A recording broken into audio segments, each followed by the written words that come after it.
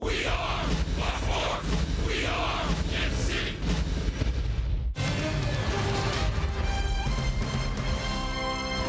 It was another scorcher in Kansas City, where we come to you from Kauffman Stadium for Game 1 of a 3-game series between the Texas Rangers and the Kansas City Royals. Royals baseball is presented by Academy Sports and Outdoors.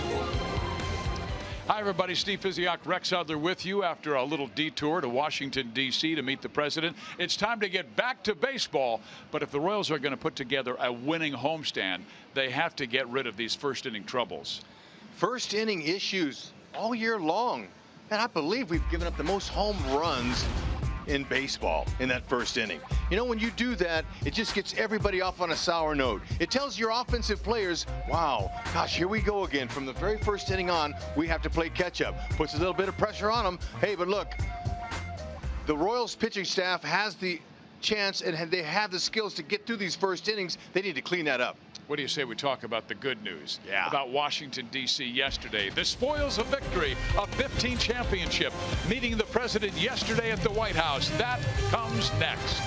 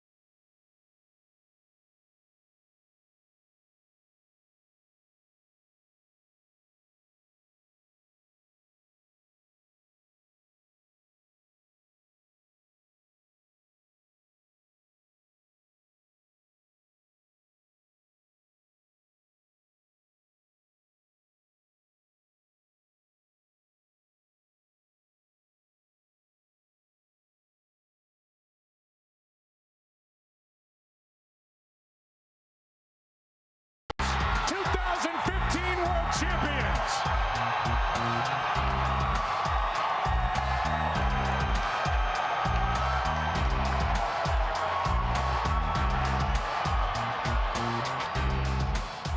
So many great memories from 2015. Steve Physioc, Rex Adler with you, and we were part of the entourage that went to Washington, D.C. yesterday for this special moment. Yesterday, Yordano Ventura, Cheslor Cuthbert, just relaxing, and Haas and Perez and Ned Yost were able to take in being invited to the White House, where the President of the United States had so much to say. Welcome to the White House, everybody. Let's give it up for the World Series champions, the Kansas City Royals. It's an honor to present you with our 2015 World Championship jersey.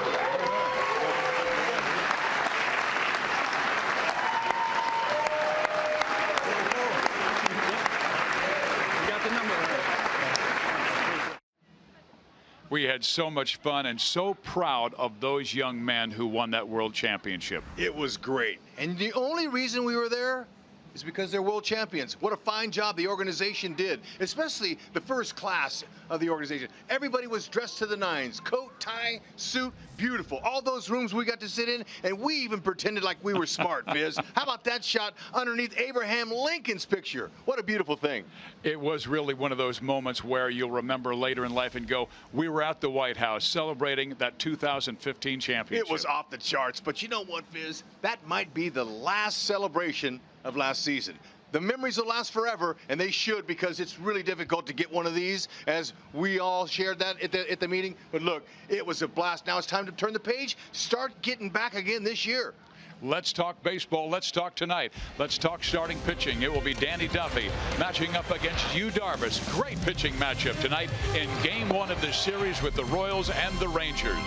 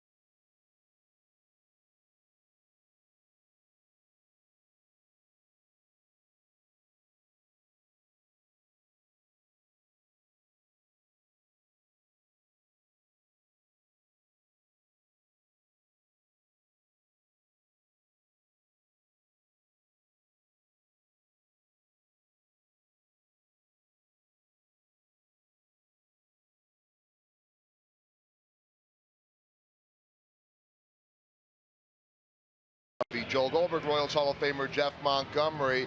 It should be a very intriguing pitching matchup. In Danny Duffy, you have one of the best strikeout to walk starters in baseball this year. In Yu Darvish, you have one of the best strikeout rate guys in the history of baseball.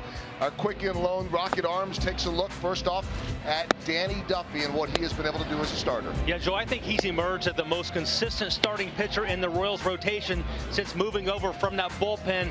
Really a nice job pounding a strike zone. On the other side, Yu Darvish didn't pitch all of last year. It's only 4 games this year because of the Tommy John surgery, only 20 innings, but he's got great stuff, great variety of pitches. He's a guy that can light it up really at any time. I think the key factor tonight, get him out of the game as early as you possibly can. He's not going to be able to go deep into this game. Danny Duffy has been able to do that much more so. He's efficient. He doesn't walk guys. Yu Darvish has not completed 6 innings yet in his 4 starts, been on the DL much of the season. Monty, when he has that endurance, he's as good as anyone. Royals might be able to take advantage of this. Well, that's a key. You want to take advantage of him. He may not be quite right, just like I mentioned, only 20 innings pitched so far this year. It's always a process in coming back from that rehab in a Tommy John situation. He's also had other issues in his shoulder this year, so we'll see how it plays out tonight. It is the first of 3 between the Royals and Rangers. They have 4 more next weekend in Texas. First pitch coming up, and we'll continue to get you ready.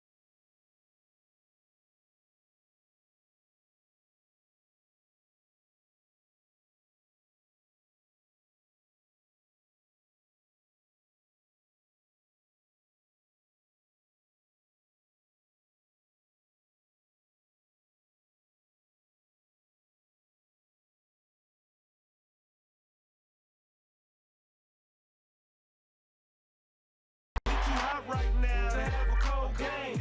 Pitches on the mound, throwing 90 miles an hour. I see the clouds move in, looks like scary showers. Must stay focused, I'm trying to knock it out the ball. The field lights came on, cause it's getting dark. I feel my heartbeat, adrenaline pumping. The crowd jumping out the seat.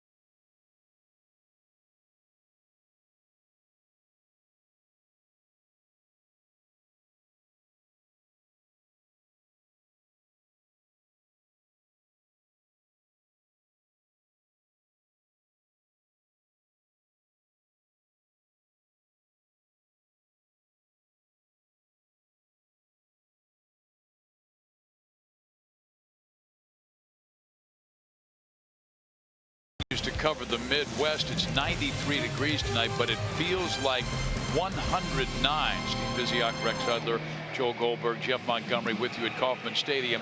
And here's a look at the Texas lineup. They averages 4.8 runs per game and have hit 120 home runs. DeShields, Profar, Desmond.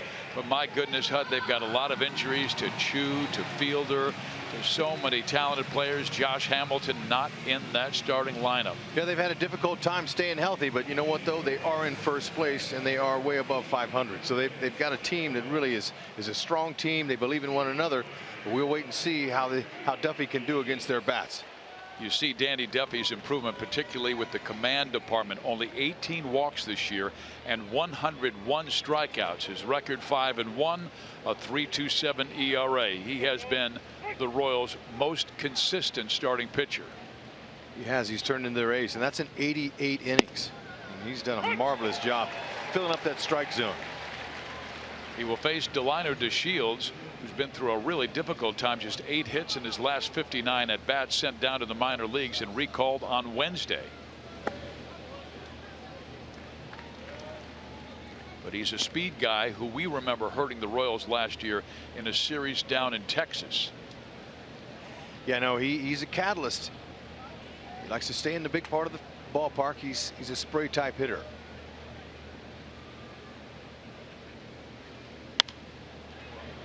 And here's what the Rangers will be looking at from Danny Duffy.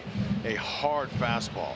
I mean, he's going to blaze that up. We might see some 97s and 98s out of that. He's averaging right at 95 miles an hour. His breaking ball is a combination between a curve and a slider. We call it a slurve, and it's a good one. He's got to show it to these right-handed batters. Changeup's effective. Escobar has it. Twirls, fires. Got him. Nice play.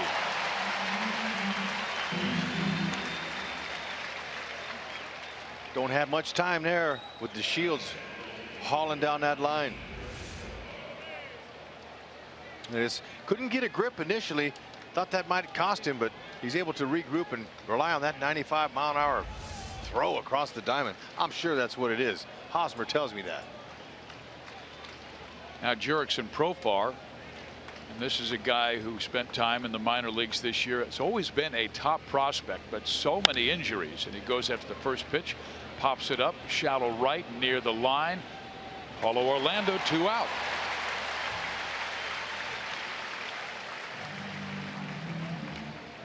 And now HUD's keys to the game.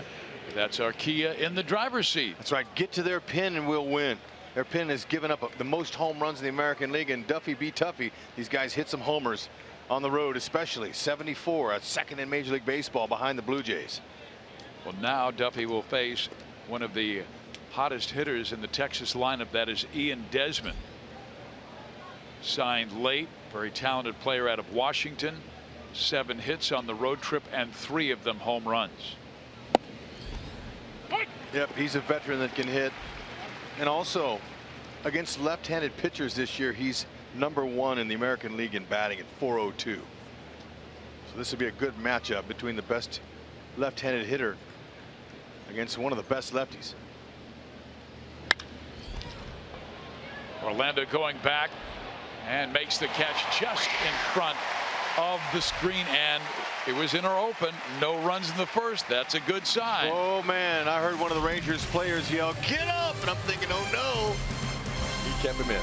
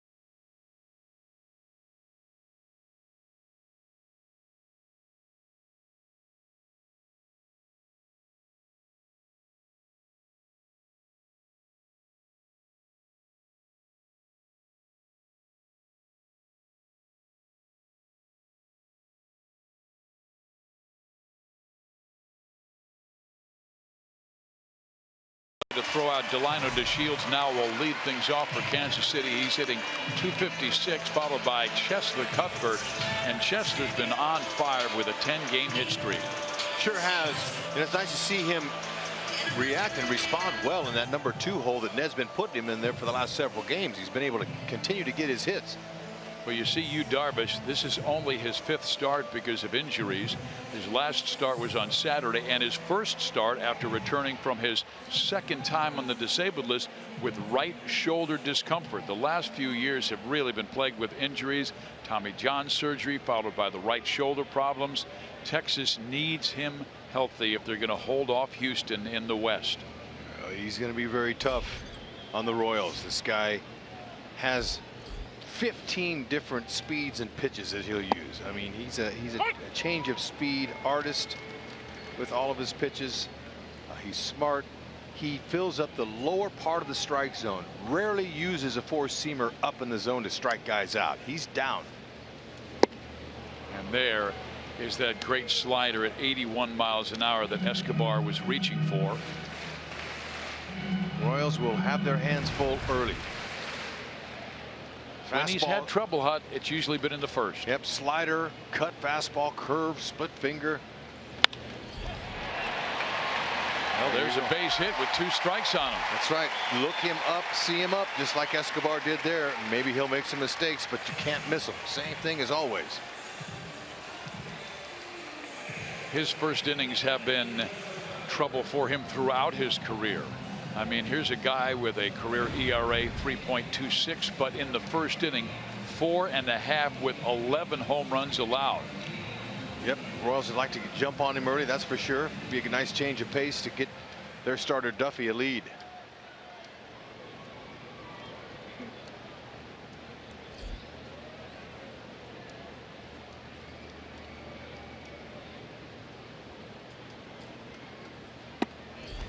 Breaking ball in there for strike one to Cuthbert. He has been the Royals' Honda most trusted. You can see the improvement May, June, July. April he was at AAA because Mike Moustakas was healthy. Well, largely because he's being selective and being patient. He's not swinging at a lot of the pitcher's pitch. He's waiting for his pitch, the one that looks good to him, and he's not missing it. Very short, compact mechanics. Takes his hands right to the ball. You can see what he's done during this 10-game hit streak. 8 RBIs.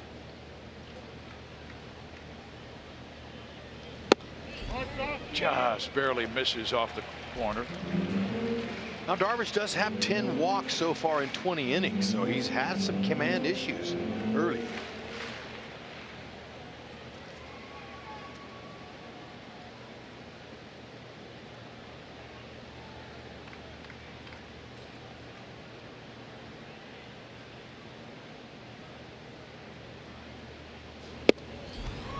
Two and two.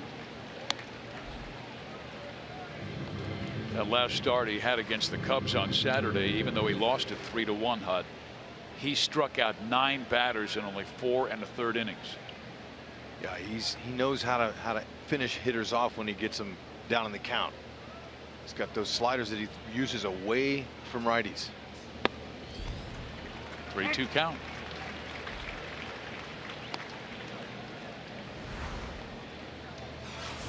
The Rangers defensively, they've turned a Major League Baseball high 119 double plays. And that's 15 more over the Pittsburgh Pirates, who are next. So hopefully it doesn't happen here. Runner goes. Pitch swung on and missed, and they throw it into center field. Escobar will make it all the way to third. Bobby Wilson is a very capable defensive catcher, but he wasn't even expected to be on the team. They've suffered so many injuries to Chirinos, to Holiday, and a stolen base and an error. Well, manager Jeff Bannister thought that Cuthbert, after his swing, stood in front. It should have been catcher's interference, but it wasn't called by home plate umpire Adrian Johnson. So it's a steal and error on the catcher. And now the Royals need a ground ball or a fly ball to get him home. And here's Eric Hosmer, who leads the team with 51 RBIs, but only 3 in his last 18 games. Ground ball first, only play first, and the Royals score first.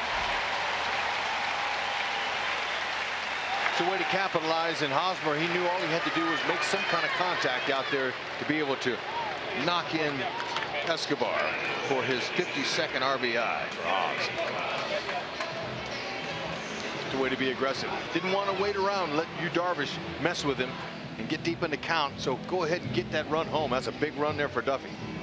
Well, Ned Yost knew one key to beating this guy was to stack the lineup with left-handed batters. That's why he has all 4 lefties in that lineup, including Kendrys Morales, who's a switch hitter batting from the left side.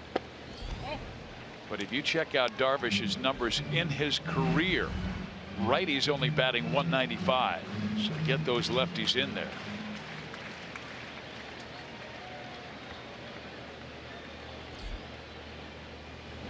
Now he's aggressive inside against lefties. And that's a scouting report on him. Cutters in on their hands and away to righties, but mainly in. Right here is a good sample of that. And he changed speeds. Talking with Bobby Wilson before the game, his catcher. And he fouled that one off his shin guard there. Bobby said he's the toughest pitcher I've ever had to catch. And Wilson, he's in his 5th season as a major league catcher. And he said because he changes speed so much, he on every pitch he'll throw 2 or 3 different sliders. His curveball is a get me over first pitch he'll use, and it's very slow. It's in the 60s. So he's a master of changing speeds with all of his pitches. tough guy to figure out. Nice to see the Royals got on the board first. That's down the line. Darvish up with it. Quick toss, athletic play, and gets the out. But the Royals score first on Escobar's single, steal, and error, and the Hosmer ground out. They are 34-10 when they score first.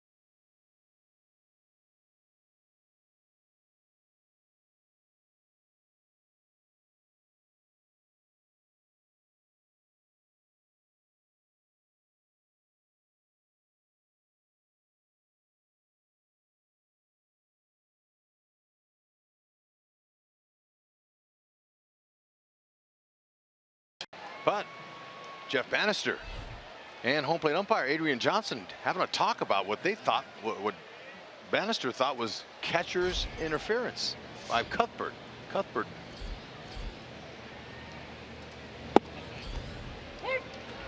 We'll show it to you now.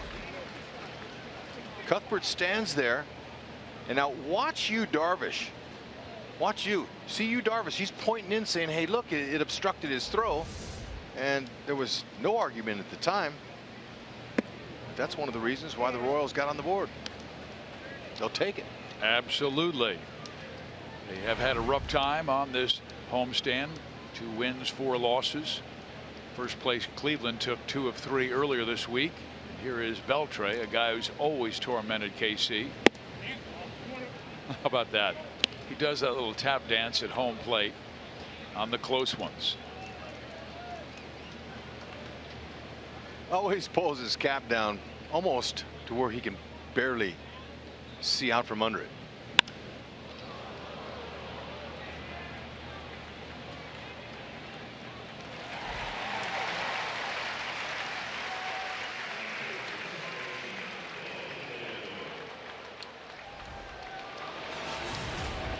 Royals defense sponsored by Ford. Royals plus 28 defensive run saves, second best in the American League. The defense is good. Good speed out there.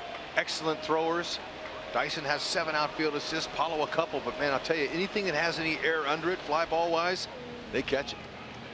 Sure does save on the pitch count of the pitchers.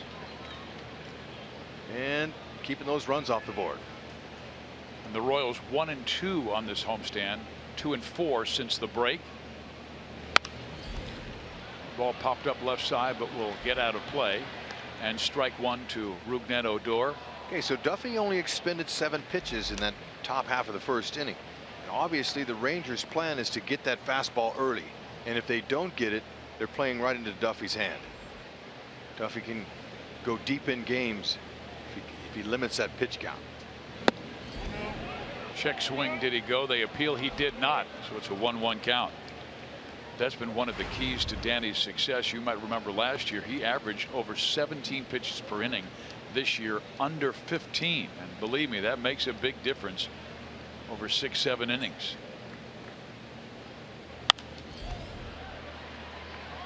1-2 count.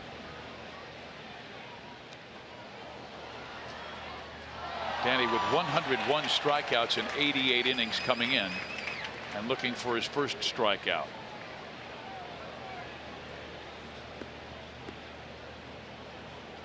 Odor, one of just 2 lefties they have in the lineup, and lefties batting 190 off Duffy this year. Yeah, well, he's hitting 288 with 4 out of his 17 home runs from off of lefties. How about that? Great breaking ball struck him out.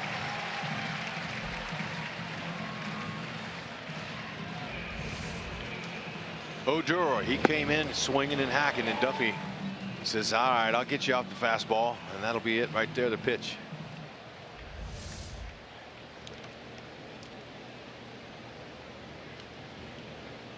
Now Ryan Rua, who will play the outfield, but tonight is at first base.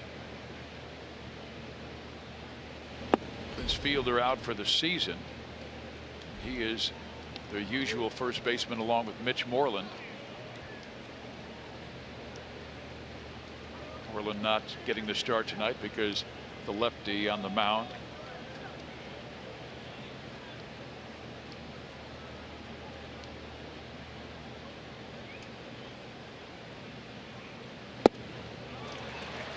Great changeup. Nice spot. Rua's hitting 338 with 3 home runs against lefties. So there's a few good averages on the Rangers against southpaws, and there's some guys that don't have good averages. Overall, they're hitting 286 as a team against southpaws, which is a high number. That's a good spot to be anywhere close to 290. Texas has not played well. They were swept in Anaheim despite hitting 8 home runs in that series, and they've lost 14 of their last 18 games. Just low. That 286 average, I was telling you, that leads the American League. It's a high number. I'm thinking, I wonder where that is. Holtzy looked it up for me. And there is Jeff Bannister in his 2nd year. He was the American League Manager of the Year, leading the Rangers to the Western title at 88 and 74. In there, 3-2. And that was a 21 game improvement, Rex, from the previous 3 years. Yeah, no, this guy, he's a baseball guy. I mean, he grew up playing multiple sports as a youngster in Texas, but man, he's lived most of his professional life, all of it, in baseball, most of it with the Pirates. Ground ball short. Escobar has it. 1-2-3 inning in the 2nd for Danny Duffy.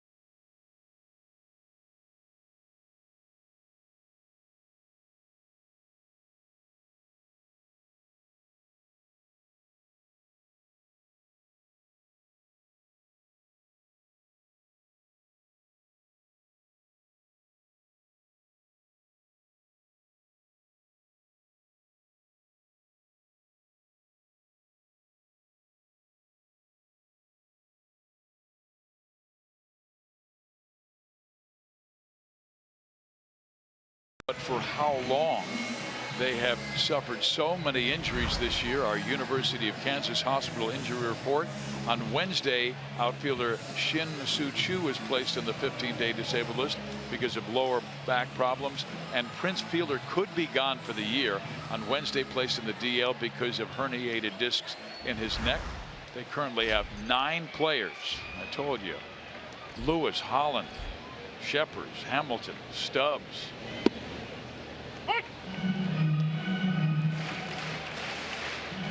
Here is Salvador Perez. 1 for his last 14 to see that batting average drop to 277. Dots the outside corner. Advantage Darvish 0-2. Darvish a master at using that lower part of the strike zone.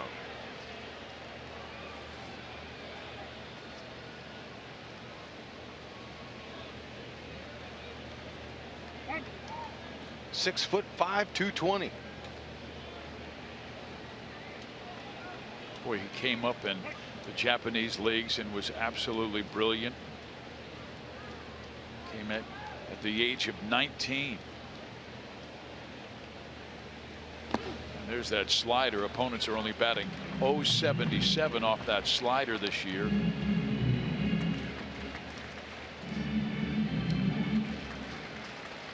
He's now 29 years of age, but as I said, came up in the Japanese leagues in Hokkaido at the age of 19 and won 5 games his rookie year. Don't see too many Japanese players with his type of size. He wanted that inside fastball. Salvi took it. Royals can somehow manage to milk that pitch count and get into that bullpen. That would be a good way to get rid of Yu Darvish. Threw 90 pitches his last outing. But at 74 pitches against the Cubs, he kind of hit the wall. He's just coming back. You know, it's nice and hot here, and certainly he's used to that in Texas and in Japan, where the humidity is incredible. It's hot there.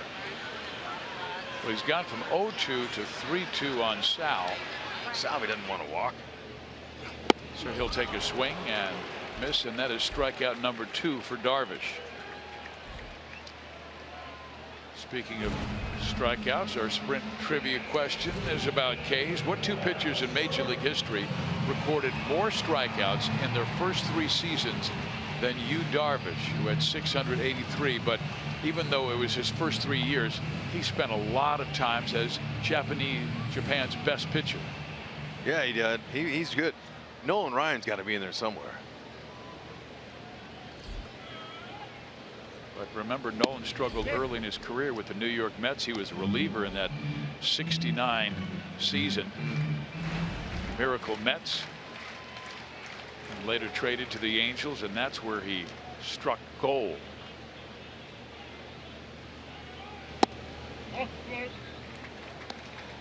Two balls, no strikes. Alex 2 for 6 against Darvish in his career. Only 4 Royals in the lineup for Ned that have seen Yu Darvish before.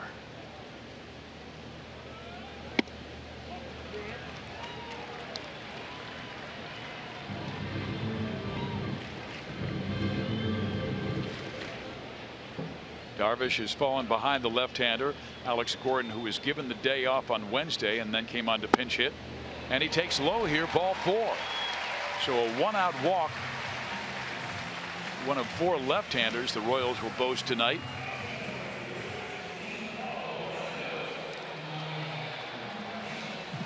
Royals were able to scratch a run in the first inning when Escobar singled, stole second base, went to third on an error, and scored on a ground out.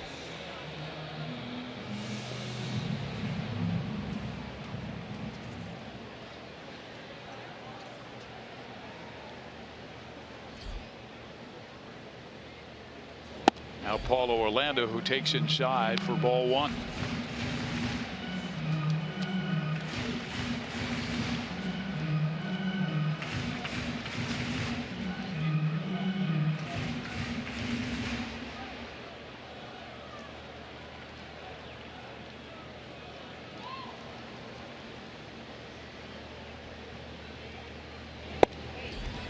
That's a strike in a 1-1 count.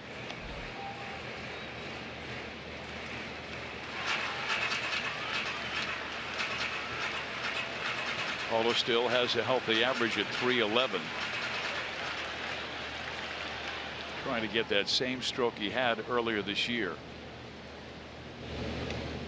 It's there, but you know, it's very difficult to stay on that, you know, plane hitting 350 all year. It's just hard to do, but he's really short and compact, uses that bottom hand and the top hand leads, and hits a majority of his hits up the middle. Typically he's aggressive early in counts when the pitcher's trying to get that fastball in there. Gordon goes. There's the throw. No chance. Alex got a great break, Hud. Yeah, you know what, too, what helped him is that he started his initial leak shorter and then he walked into his steal. So watch this. He's going to kind of walk into it. Yeah, that's really good. He picked a good chance to go. Bobby Wilson's throw again was up and off the mark. And nice to see the Royals. I like it. Starting to run again. They need that.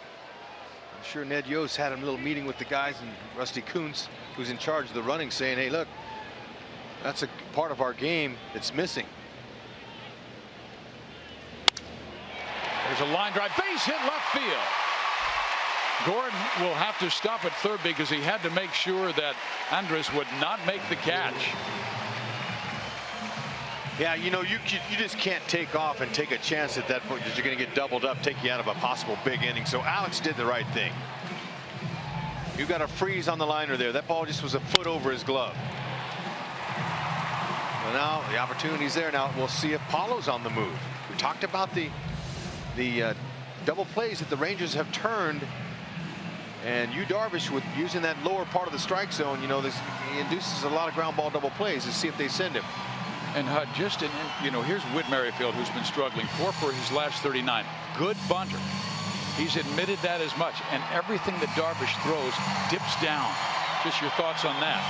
Yeah, well, right here, he wants to swing the bat and not knock the run in with a sac fly. Adrian Beltre, he wears the gold.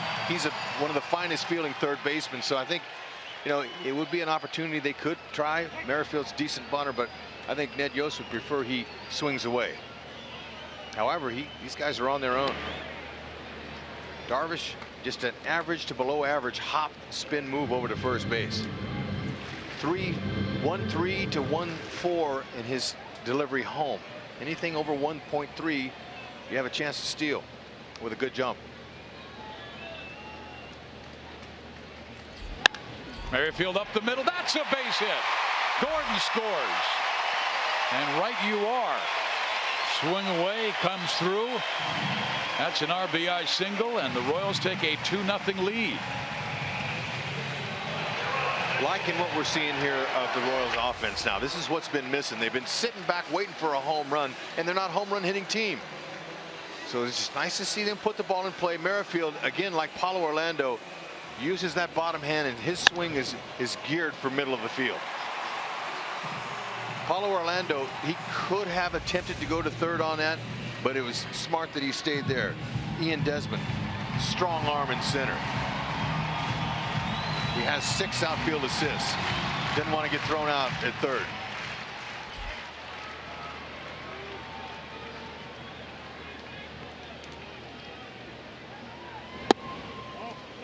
Gerard Dyson hitting .259, takes it low. This is very encouraging off a very good pitcher, DARVISH, with the Royals scoring runs in the first and second.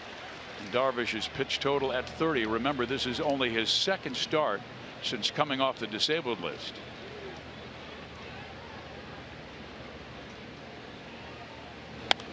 Foul back.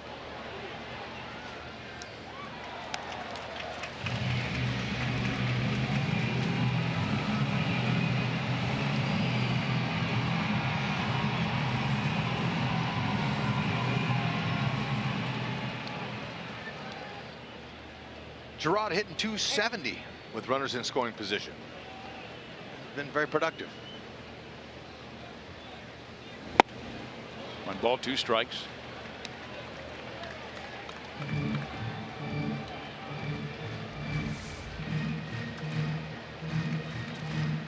A little cutter. Cut just enough to get underneath his bat. Is there a pitch he doesn't have? You know, I think he's looks like a left-hander trapped in a right-hander's body. The way he's throwing. All that off-speed stuff. Dyson reached for one that was dipping low. 3 strikeouts for Darvish. Typically, you see, you call left-handers crafty. Well, Darvish is pitching like a lefty from the right side. And even though he has a good fastball that averages close to 94 miles an hour. And Bobby Wilson said in his last start he'll even surprise him with a 97 or so every once in a while. So it's what makes him very difficult to catch. Escobar scored the Royals' first run. And Esky goes after that first pitch. And chasing it to the corners, the right fielder Mazara.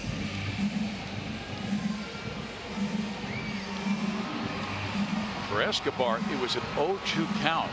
You'd think that Darvish would bury one in the dirt, but he hung one, and Escobar was able to get the sweet part of the bat on the ball. Yeah, you can't miss those off a pitcher like him, and he was on it. He was ready. Shorten up his swing. Escobar's a much better hitter when he doesn't try to pull. Let the ball travel deep and go to right. Down the line, Beltre will touch third base, but the Royals get a run on a walk, 2 singles. It's 2-0 KC.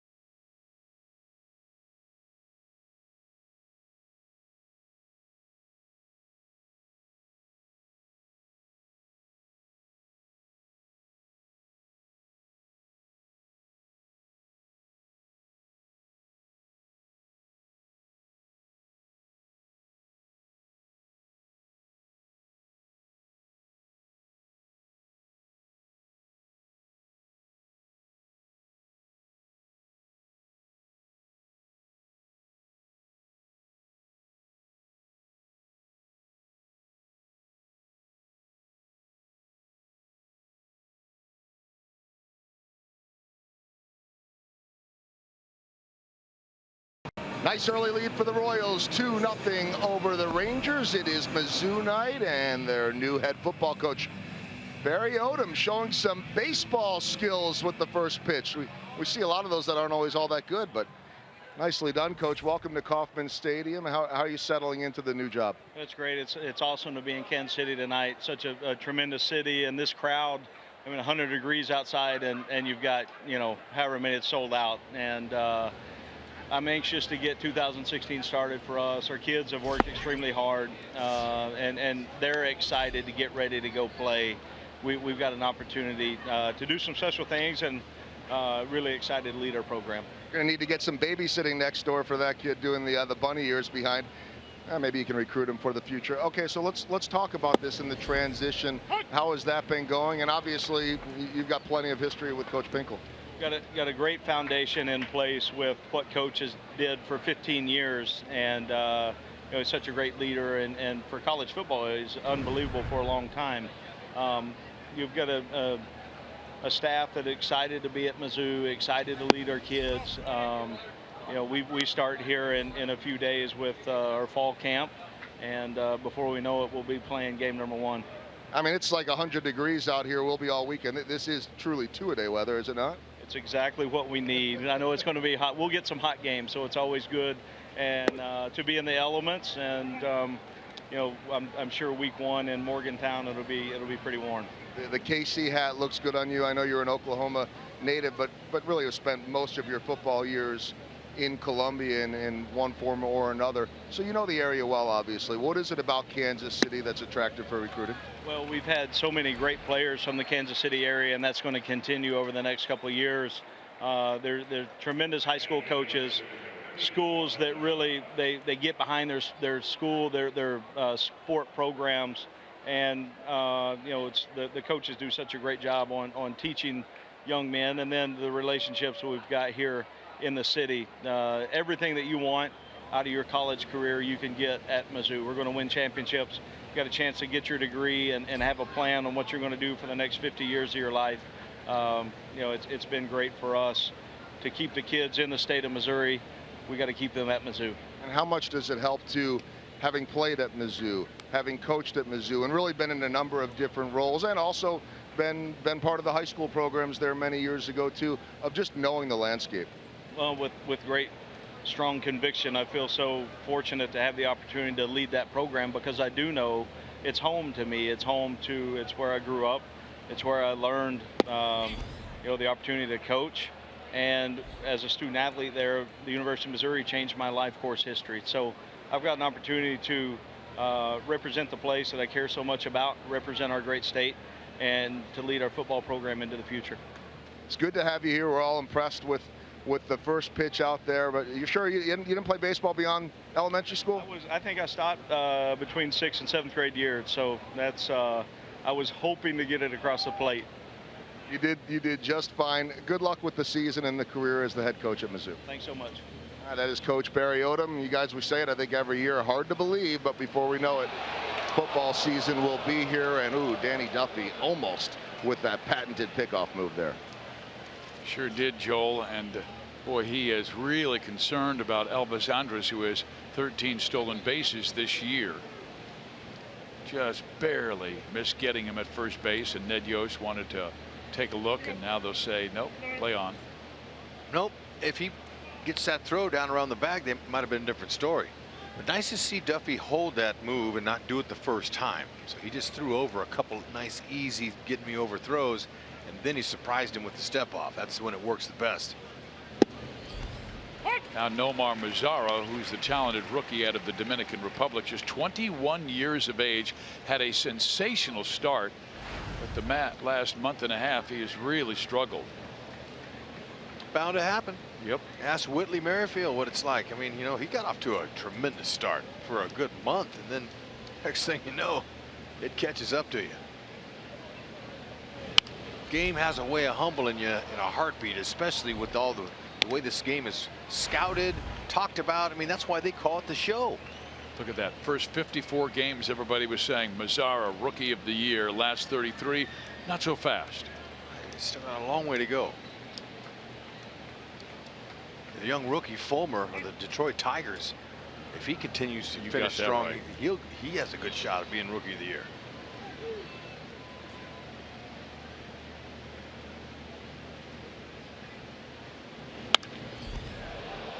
Yeah, the one concern that you have if you're a rookie of the year forecaster is that Michael Fulmer will have his innings limited, and this young man is going to play just about every single day, particularly with the injuries that they've suffered to outfielders Hamilton and Chu. And so far he's hitting 231 off of southpaws. That's usually an average for rookies against lefties. Is, you know, if you're hitting 210, 220, that's good. Really had him reaching for that slider. Danny, more of a strikeout fly ball pitcher. He's only induced 4 double plays this year. And he has better numbers with his 4-seam fastball than he does with his 2-seam fastball. 4-seam only opponents batting 248. 2-seam fastball they're hitting 359.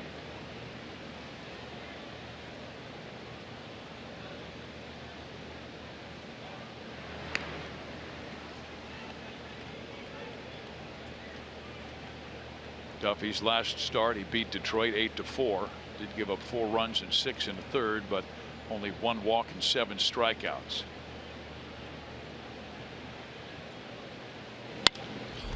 left side for Gordon. Alex is there for the first out.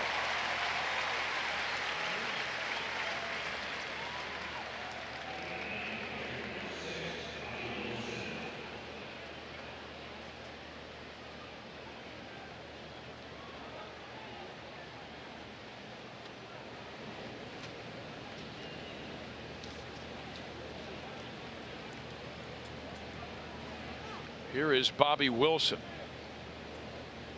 Bobby was with the Detroit Tigers throughout spring training, and because of the injuries suffered to the Texas catchers, they needed one, so they sent pitcher Miles J to Detroit to acquire Wilson, a veteran catcher. And when you're like Texas and you're coming off a Western championship, you want to make sure from the get-go that you are covered at every single position. Depth is important for every organization. As the course of that long season, you're going to lose some guys. You can almost count on it. Now the Royals in 14 and 15 were very fortunate. They escaped a lot of big injuries, and that's one of the reasons why they had such great seasons. Center field, Dyson there. 2 outs.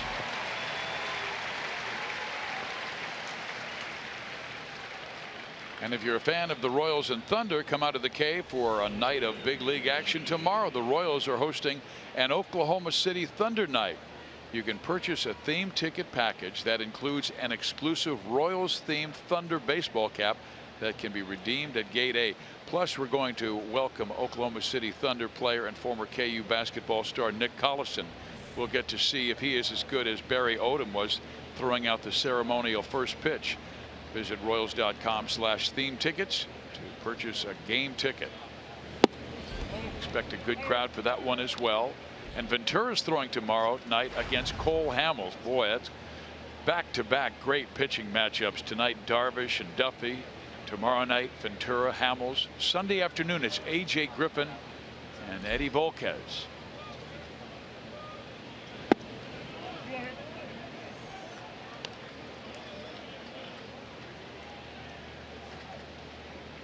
DeShields robbed of a hit. Fine play by Alcides Escobar.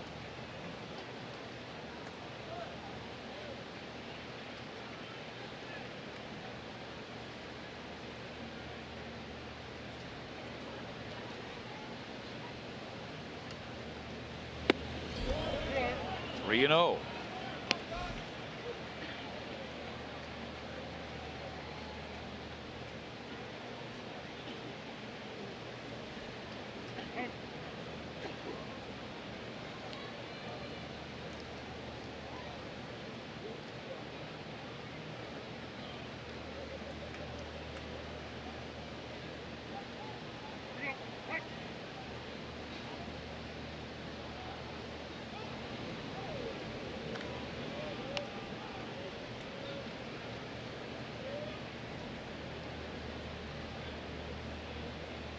Do you think he'll wait until it's 3-2? Yeah, he hasn't acted like he wanted to steal a base yet.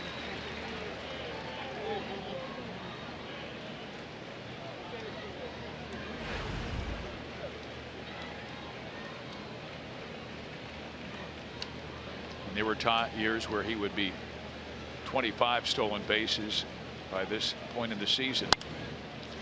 And now the count is 3-2. This time Andrus will be running with 2 out.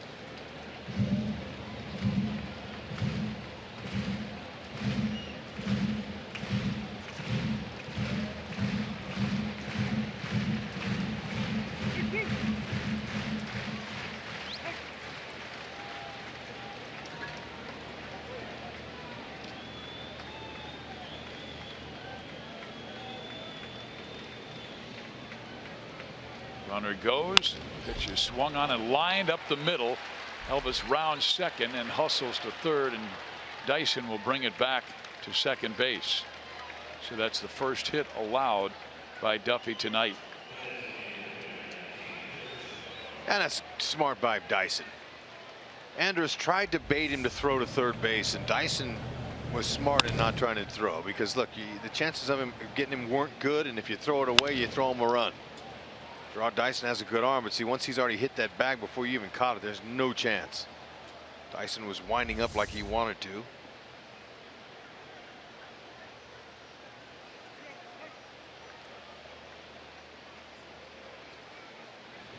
Now Jurickson Profar, a .304 hitter. Popped up to right field his first time up, so his average down to .302. Yeah, look at that wrist average, 370. Getting some big hits for him.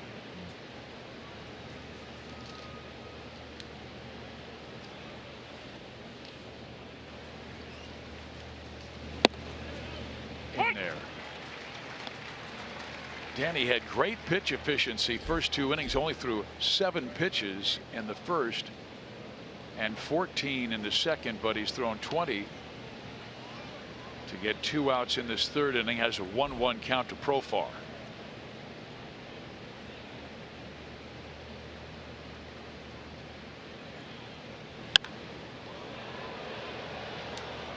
Profar covering the dish.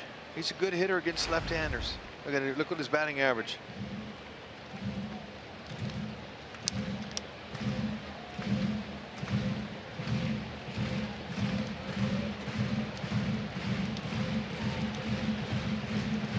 Duffy and Salvador Perez came up through the minor leagues together. They know each other, what Danny has and what he needs to do to get Profar out. Has him down 1 ball and 2 strikes. Duffy has struck out 7 or more batters in 5 straight starts.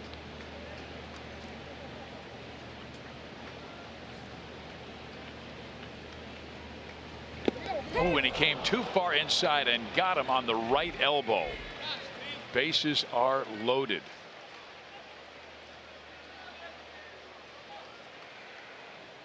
Duffy let that one go. 7th hit batter by Danny. Let's see where it got him. Looked like it got him just on the forearm.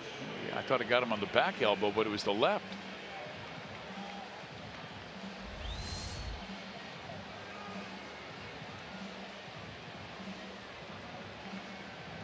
That's Hector Ortiz, the first base coach, checking out Profar, who's now loaded the bases.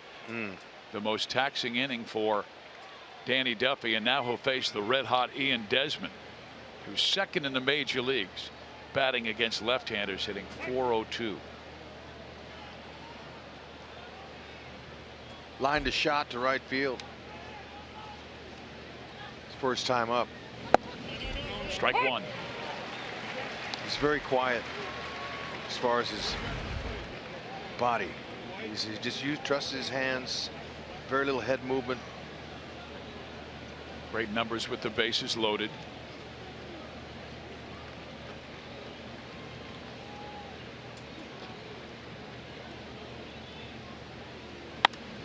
Strike 2.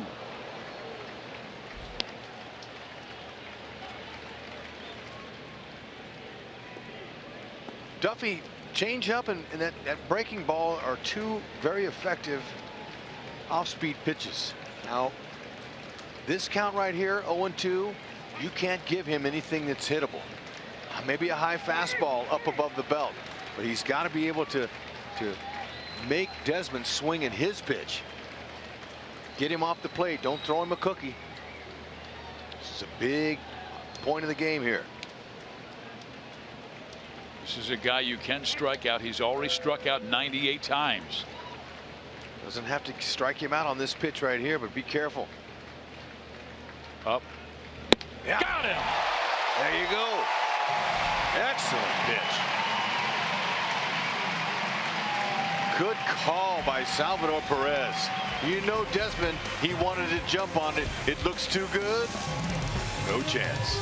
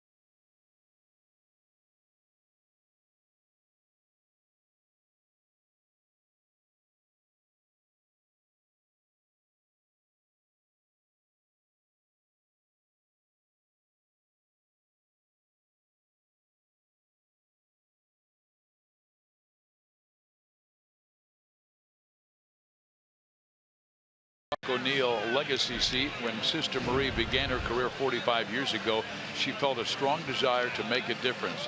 Through her humble leadership at Avila University, she has inspired faculty and mentored hundreds of students, established Avila's adult degree program, led a large effort volunteer program that gave over 200,000 hours to Kansas City, and has served on 9 community boards. Sister Marie has made a world of difference in higher education and the community. Sister Marie, thank you so much.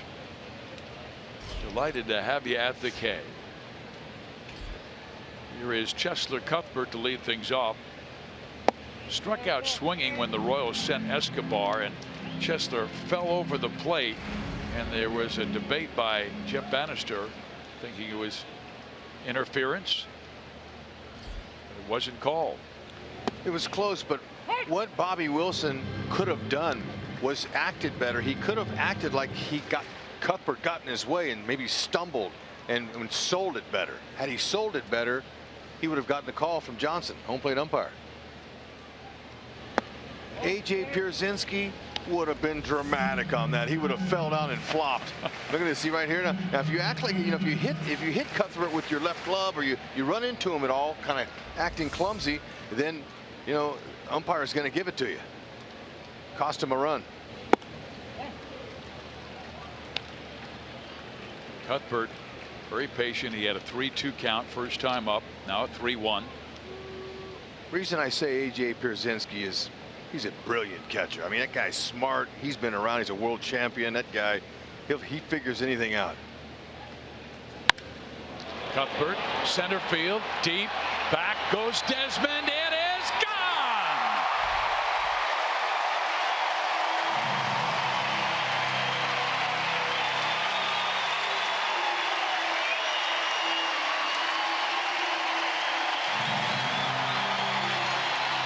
Make no doubt about it, who's driving the Royals bus right now.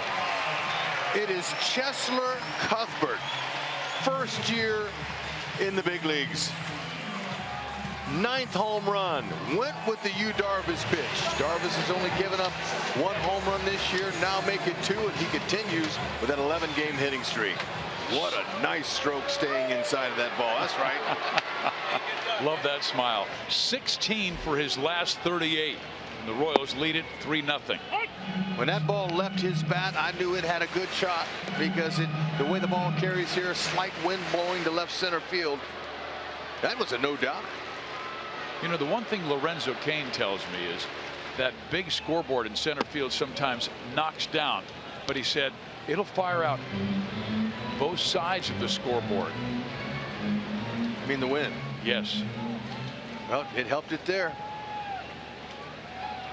Picked it right up. That ball was, it was probably 8 rows back, right center. So Hosmer swings and misses and strikes out. Here it is again, Hud. Okay, let's check it out. That ball's down too. Now DARVISH is saying, hey, that little guy shouldn't be able to do that to me. But man, I'll tell you what, that little top hand takeoff, that bottom hand lead, that's working. Watch this here. Good balance, short little step with his foot there, good head position, catches it out front and went with it, kept his hands inside of it. Hands did not roll over. Why is that important? If you roll over, you're going to hit a little topper and a little ground ball, but if you use that bottom hand and lead it right to the ball, then you're going to stay through the ball and use the large part. Look how deep that was. That was ball was shot. Morales grounded out his first time up. Good to see Morales lay off of that one. It's gotten cold again because he's swinging at too many pitchers' pitches. DARVISH has already thrown 45 pitches. And Kendrick with a high fly ball to right, but it will be playable for MAZARA. Makes the catch just in front of the warning track. 2 out. Just a reminder, as you enjoy a cold one, look forward to Miller Time later in tonight's game, brought to you by Miller Lite.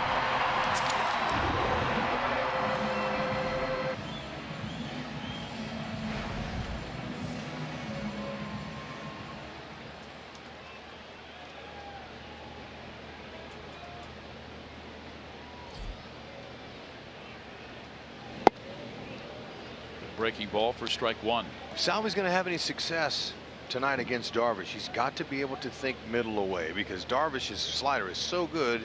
Unless he just makes a mistake inside, Salvi has plenty of power at opposite field. For some reason, he wanted to jump him that first time up there, and he ran the count to 3-2. He had a good at bat going. Darvish got him on the slider away.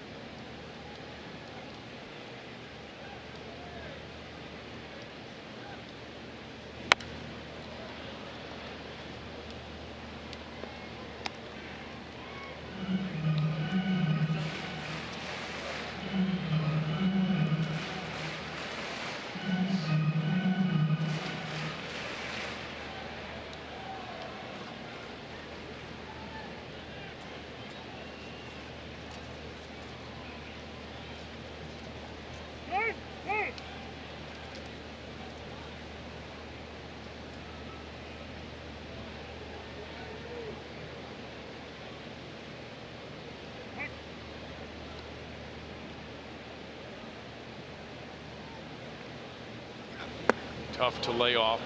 Great slider.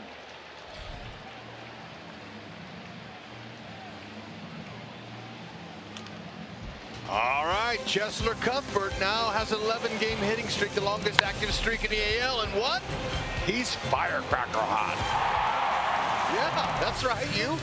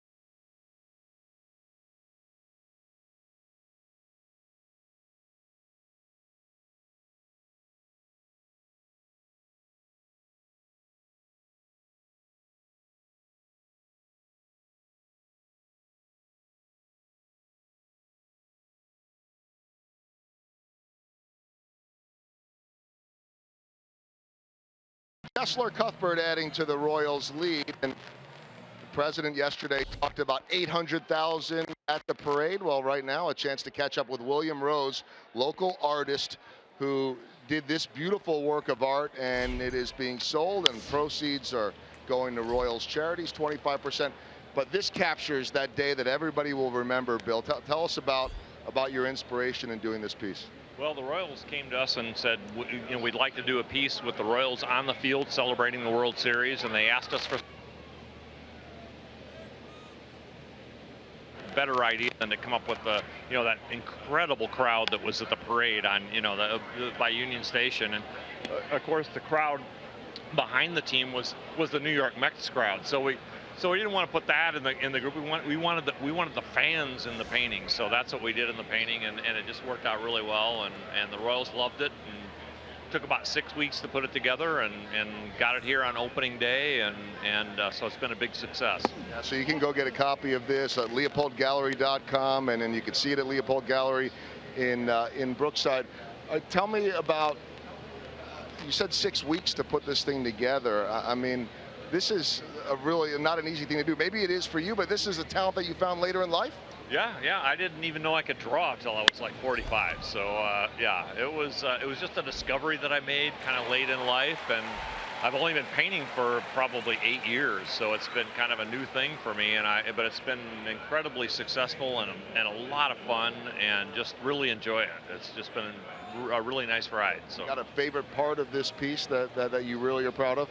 Well, you know what, when we try to select the imagery and everything, my favorite part of it is that this image has Moose right in the center, and that look that he's got, that kind of like getting down in there. I mean, that was like incredible. I knew I had to use that image as the reference, and so that was certainly a big favorite piece of mine, and then we pulled in some other players, and it just worked out really well. All right, well, Bill, we appreciate it. Folks can check it out. Unfortunately, we've got a home run. Royals still with the lead, but we'll go back upstairs to Fizz and Hud.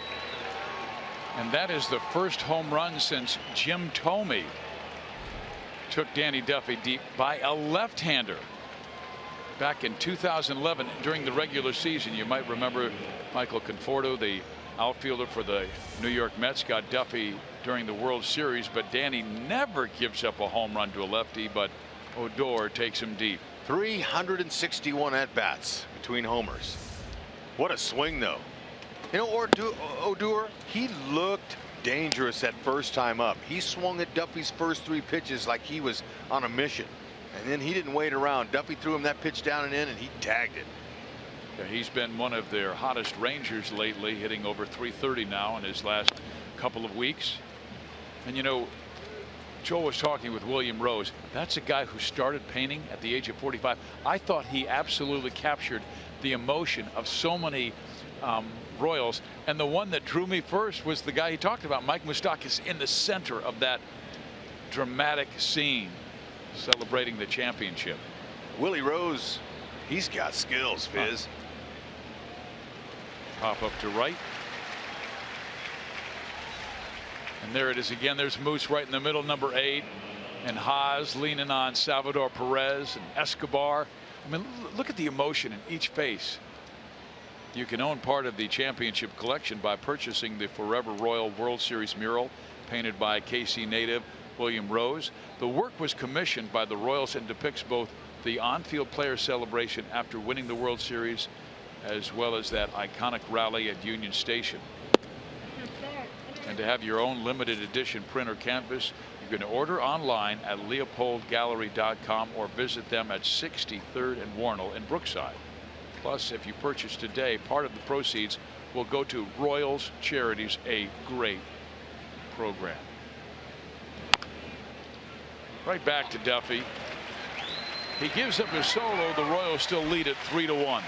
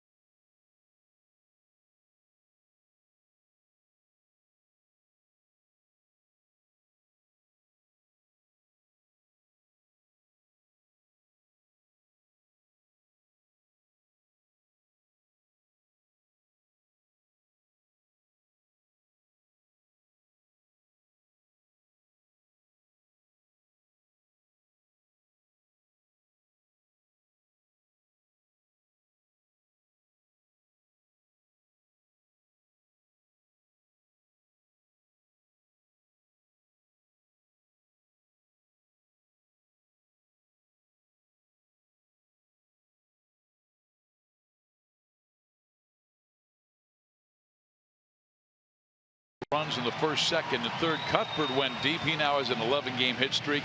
And Danny Duffy, 4 innings of work, 1 run. That was a solo home run by ROUGNED ODOR. Man, on a hot night, got to rock that baby to sleep. Whew.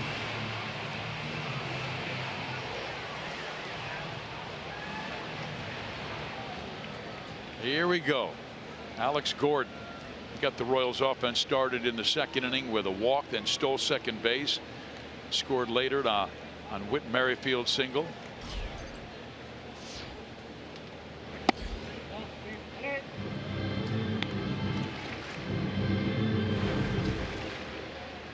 Alex being very patient in his first at bat. Drew his 26th walk of the season. It's going to help him walk and a knock. Hit pretty well, right center field. Get up! Oh, off the top of the wall. And Gordon's not stopping. And he'll have the triple. Boy, he read that well off the wall, Hud. Yeah, and it's a good thing MAZARA, the right fielder, didn't. Because that ball stayed in the yard. I thought it had enough to get out. But Alex Gordon, man, you know what? You rarely see him shift gears. Now, we know he has his, gold glove ability in the outfield, but he barreled that.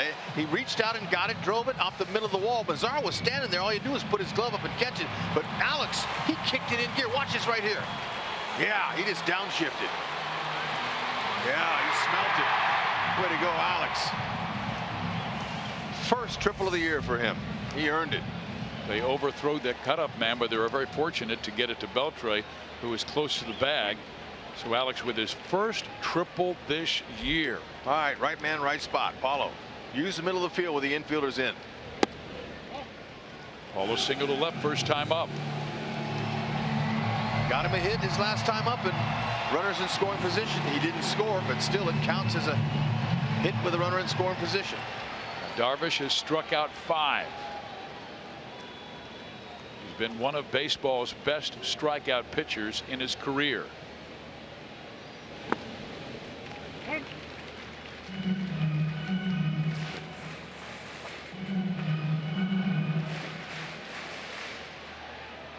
Noticed how Andrus and ODOR were backing up the throw the previous pitch. So with a runner at third base, if the catcher overthrows the pitcher, it gives him a run. Those are some little things right now. Watch ODOR. He's gonna, ODOR's gonna back up. See, he's gonna go walk back there and make sure that he doesn't overthrow it. That's fundamentally sound. You can't take anything for granted in this game. This situation, those guys in there, Bobby Wilson makes one little errant throw over the top. Alex scores. So, but they're preventing that by backing up. Well, on a 3-0 count, it almost seemed like that DARVISH was trying to get Orlando to stretch his strike zone, swinging a bad pitch. Well, that was right down the middle. A 3-0 count, I think he was taking. We'll see if he gets another one right here. Be ready for it. He was, but whacks it foul. Paulo better knees down. He's a good low ball hitter. He's just a little bit up out of his range. That's letter high. DARVISH has been going with a lot of breaking balls, sliders, cutters away to the right-handed batters to get his strikeouts.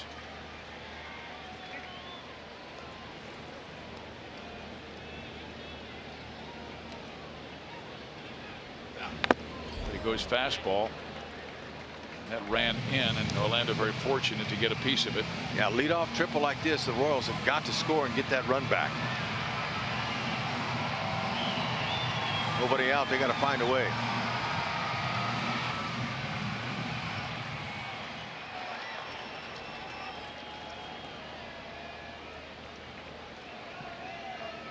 DARVISH just has one wild pitch thrown this year.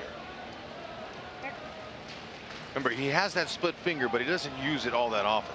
Only threw it 2 times in his last outing. That's a ball that goes in the dirt. Great location on that fastball at 96 miles an hour, and he gets his 6th strikeout. Yep, he did it. He beat him. This is, like you said, his perfect spot right there. Got him. Firm, 96. This is a good list to be on. Darvish, #1. Highest strikeout rate per 9 innings ratio in Major League history. And that's for pitchers with a minimum of 500 career innings. More than Randy Johnson, Steven Strasburg. Although Randy did it about for 15 seasons. So that's the impressive thing about the big unit. Well, sure. He's a Hall of Famer. Strike 1 to Merrifield. Boy, that was a hanging slider. Hope he gets another one of those. Doesn't bite on that slider. First pitch with a runner in scoring position at third. Watch where he leaves this. Oh. And it's okay. You know, when you miss a pitch like that and you're a hitter, you go, ah, it's okay. I'll get him next time. I'll get the next one. But then that next one was not a good hitting pitch. It's going to stay out there again. Low fastball now. Down in the count, 1-2.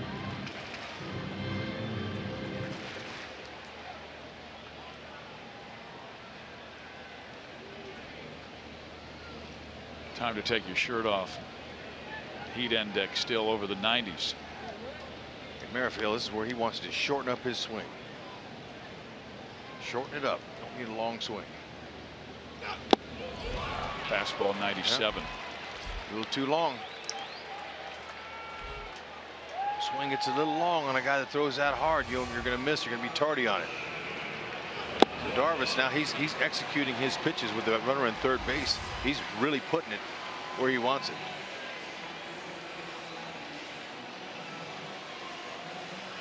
Royals with single tallies in the first, second, and third. Dyson struck out swinging. First time up. Strike 1. Ryan Rua, the first baseman. He's playing back of the bag. I know Dyson can bunt, but I saw him. He looked at the second baseman, ODOR, and he said, hey, look, if I come in to get this bunt, you better be at the bag. That's what you do. You communicate before the guy comes into the box. That way you let him know, because you got to know what you're going to do the pitch before. Got to know where you're going with the ball.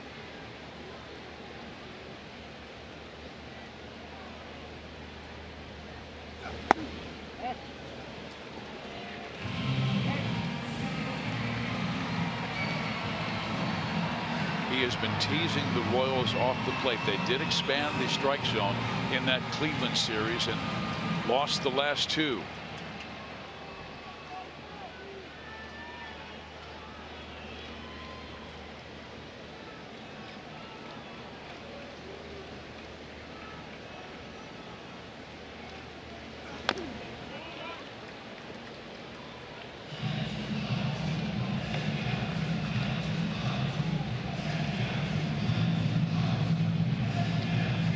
Started the inning with a triple off the right center field wall, but Orlando struck out. Merrifield struck out.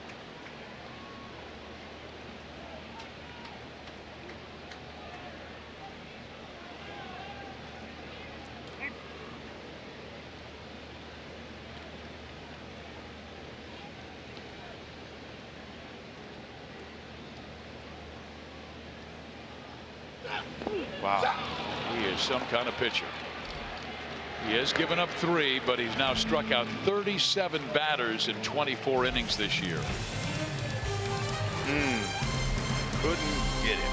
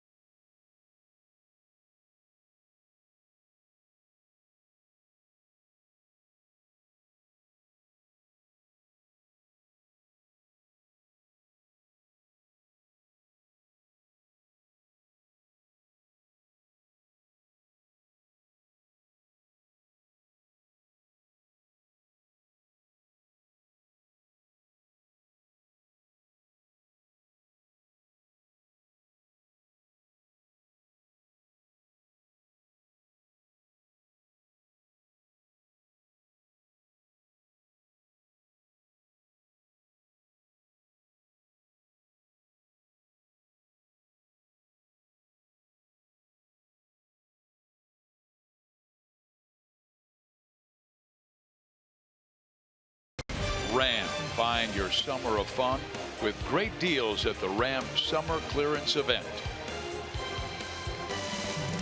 Royals lead at 3-1 as we head to the 5th inning of play.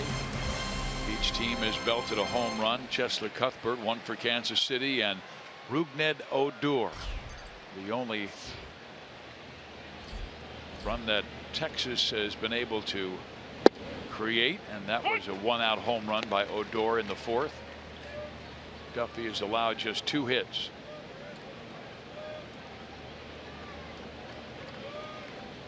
MAZARA flied out to left field first time up. He takes that slider away for a 1-1 count. Taking a look at this young man for the first time. This foot here is on the line out there. I mean, he's way open. I mean, he was almost out of the batter's box with that right foot. 6'4", long limbs. And then he belts one to right center field. Long run for Dyson. He's around first base but stays there.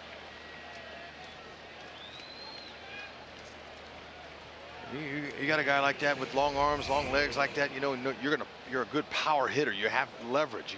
You have the ability to get extended. You see now where that leg comes, goes right towards the pitcher. It's a long stride. I mean, it's a pretty long stride, but he's able to time it as his hands come right through the ball when he sets that foot down. Where's he vulnerable to? Inside pitches. Jam him in. Anything out over the plate with those long arms, he'll get to it. He has not stolen a base, so if Duffy can keep it down, perhaps he could get Bobby Wilson to hit into a double play. Bobby hitting just 153 his last 26 games coming into this one, and he flied out to center field his first time up.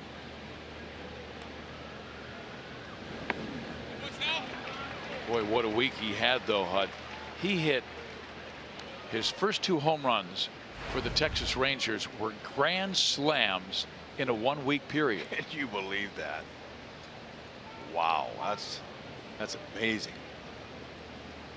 Rangers pretty happy with that acquisition.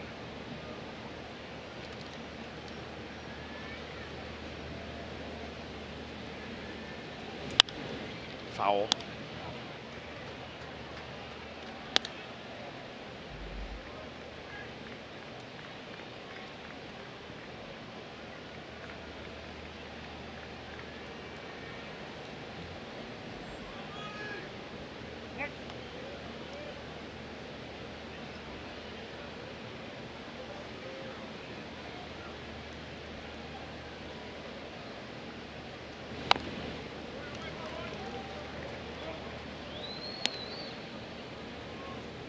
Duffy trying to keep that ball down and get Wilson to hit the top of it. Beautiful night at the ballpark. It's Mizzou night tonight, and also a great fireworks show after the game.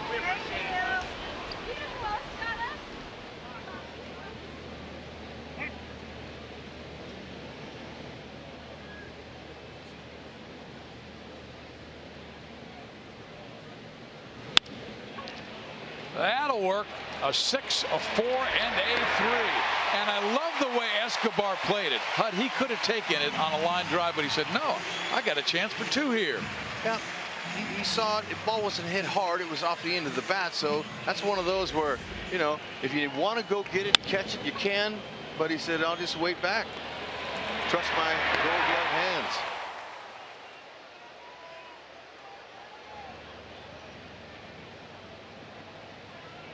Routine.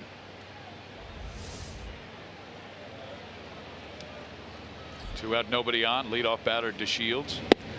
Singled his last time up. He hails from College Park, Georgia. His dad, you might remember, DELINO DeShields Sr., who spent 13 years in the big leagues. Yep. His father is one of the reasons I got traded from the Montreal Expos to the St. Louis Cardinals, because he was a rookie his first year in 1990, his dad. And Buck Rogers, I went to Buck Rogers, who was the manager of the team. I said, hey, look, this guy, he's a switch hitter. He looks great. Man, if you could move me, that'd be great. If you could find a home for me. So I want to play some ball. He said, all right, let's see how he does the first, let's see how he does the first couple weeks of the season. He went off. I think he went like 4 for 4 his first game. And got me out. He also was part of one of the most lopsided deals in the history of the game, going to the Dodgers for Pedro Martinez, who became an elite pitcher with Montreal.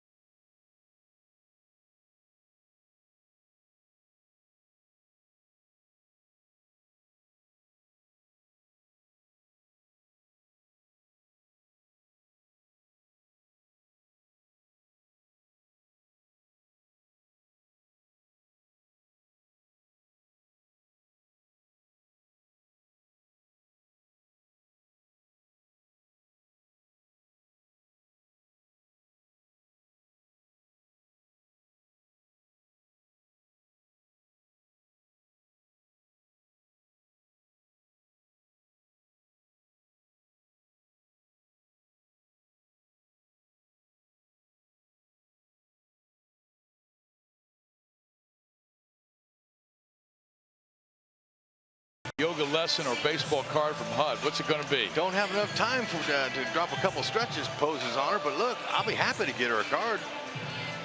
Not too many people out there want my baseball card. Here's the T-Mobile greater coverage of baseball. The Astros have been rocketing up. On May 24th, they were 18-28, 9.5 games back, and last in the West since they've gone 34-16. And now they're only 3.5 games back of the Texas Rangers. Well, Astros got hot. You know, we saw them coming in. Both the Astros and Rangers have deep minor league organizations, so you can see them pulling off some deals before that July 31st trade deadline. Yeah, there's a rumor out there that the Rangers are looking for Chris Sale. I know. Both teams are. Who's going to give up the most? Chicago's 10.5 games back, and they have lost 8 of their last 10.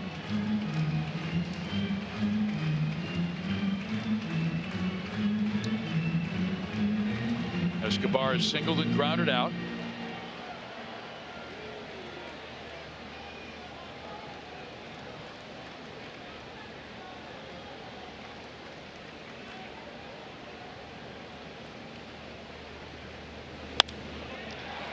And Escobar is 2 for 3 off of DARVISH, and I'm expecting him to be aggressive on the bases like he was in the first.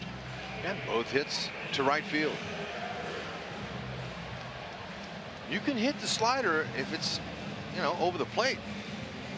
A Dodge drive of the game. Cheslor Cuthbert in the third. Oh, a fastball right down the middle. Short, compact swing. Kept both hands on the bat.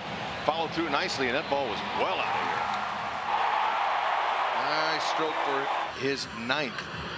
Did you see the look by DARVISH? Like, that ball carried that far? He had a stunned look on his face. So that's good. Well, Escobar's over there distracting DARVISH. Maybe he'll take his concentration off of Cuthbert and he can get another big hit. Outfield deep.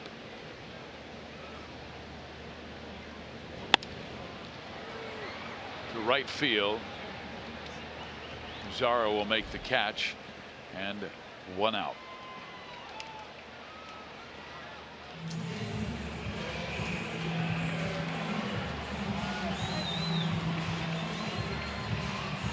Eric Hosmer drove in a run his first time up on a ground out, and then struck out swinging after the Cuthbert home run in the third. Yep, that makes him 0 for 8 though against DARVISH, and you don't see many pitchers that have had success like that off of Haas. He's always done well against Texas, a .330 hitter in his career, 6 home runs.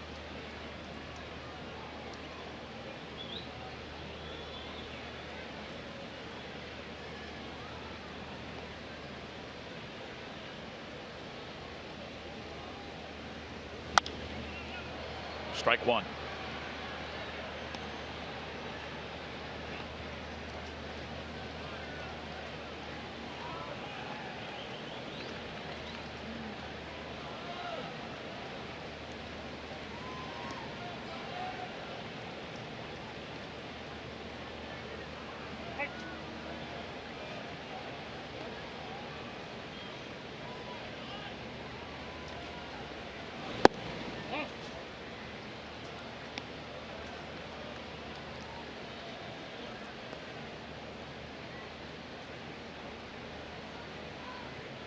When Darvish loads out of the stretch, he loads up, he kicks his leg and takes a little bit of time, so he's 1-3 to 1-5 going home. And Rusty Kuntz, he's a master. Now, for the most of the part that the American League and National League have pitched the Royals real tight.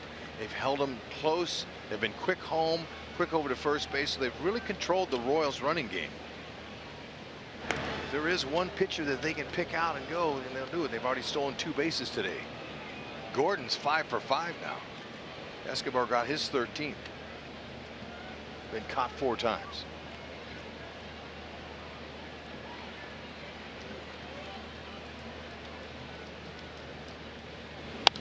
And they were not running that much in July. Only 3 stolen bases this entire month until tonight.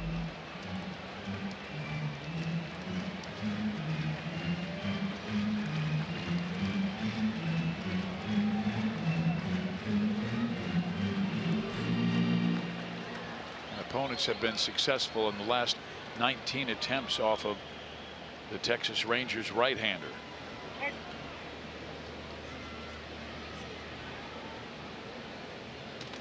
Escobar trying to extend his lead. Does not go, and the pitch is swung on and missed. Breaking ball at 80, and it's the second time he's gotten Hosmer. It's 9 strikeouts and not even 5 innings.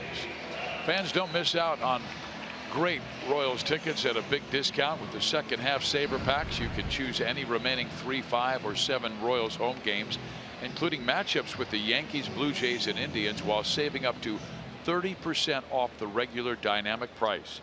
The more you buy, the more you save. Take advantage today by purchasing a second half saber pack at royals.com/saberpack.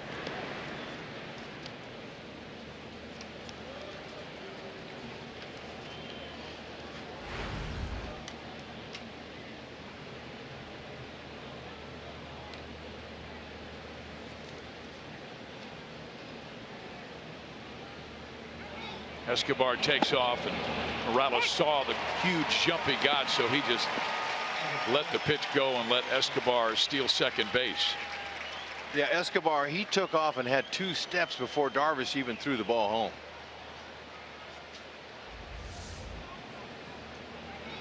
Three, maybe 4 steps. And sometimes, you know, you do that. That's really good. You know, it's paying attention and basically taking a guess. And Morales, too, the patience, he recognized it out of the corner of his eye and just kind of backed away and said, okay, get in scoring position. Let's see if I can knock you in.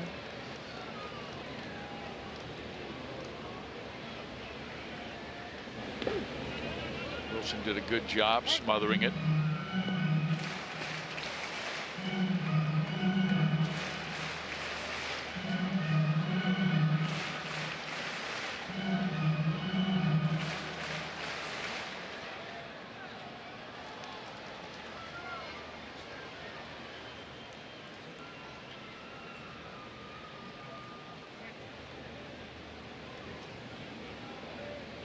He got Haas in pull mode. Hit her before Morales, and Morales, you know, he's really good going to the opposite field, but it's gonna be tough to pull.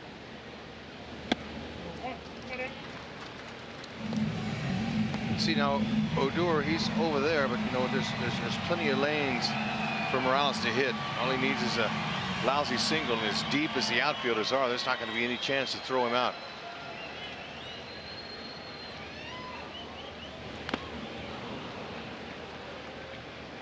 That slider has been so difficult. Square up. Aggressive with that pitch inside the lefties, and that's right there where it's been a problem spot for Morales. Might go there again. Next pitch will be his 80th.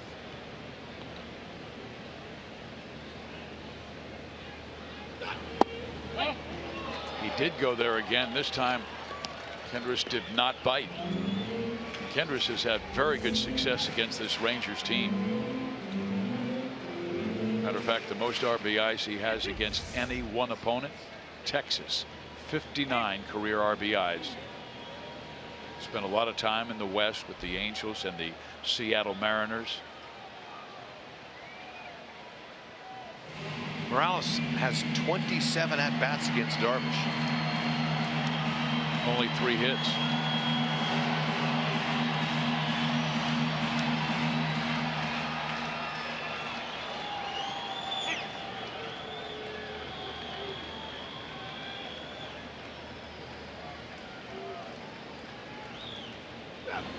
He chases a ball in the dirt, and that's 10 strikeouts for Darvish in 5 innings.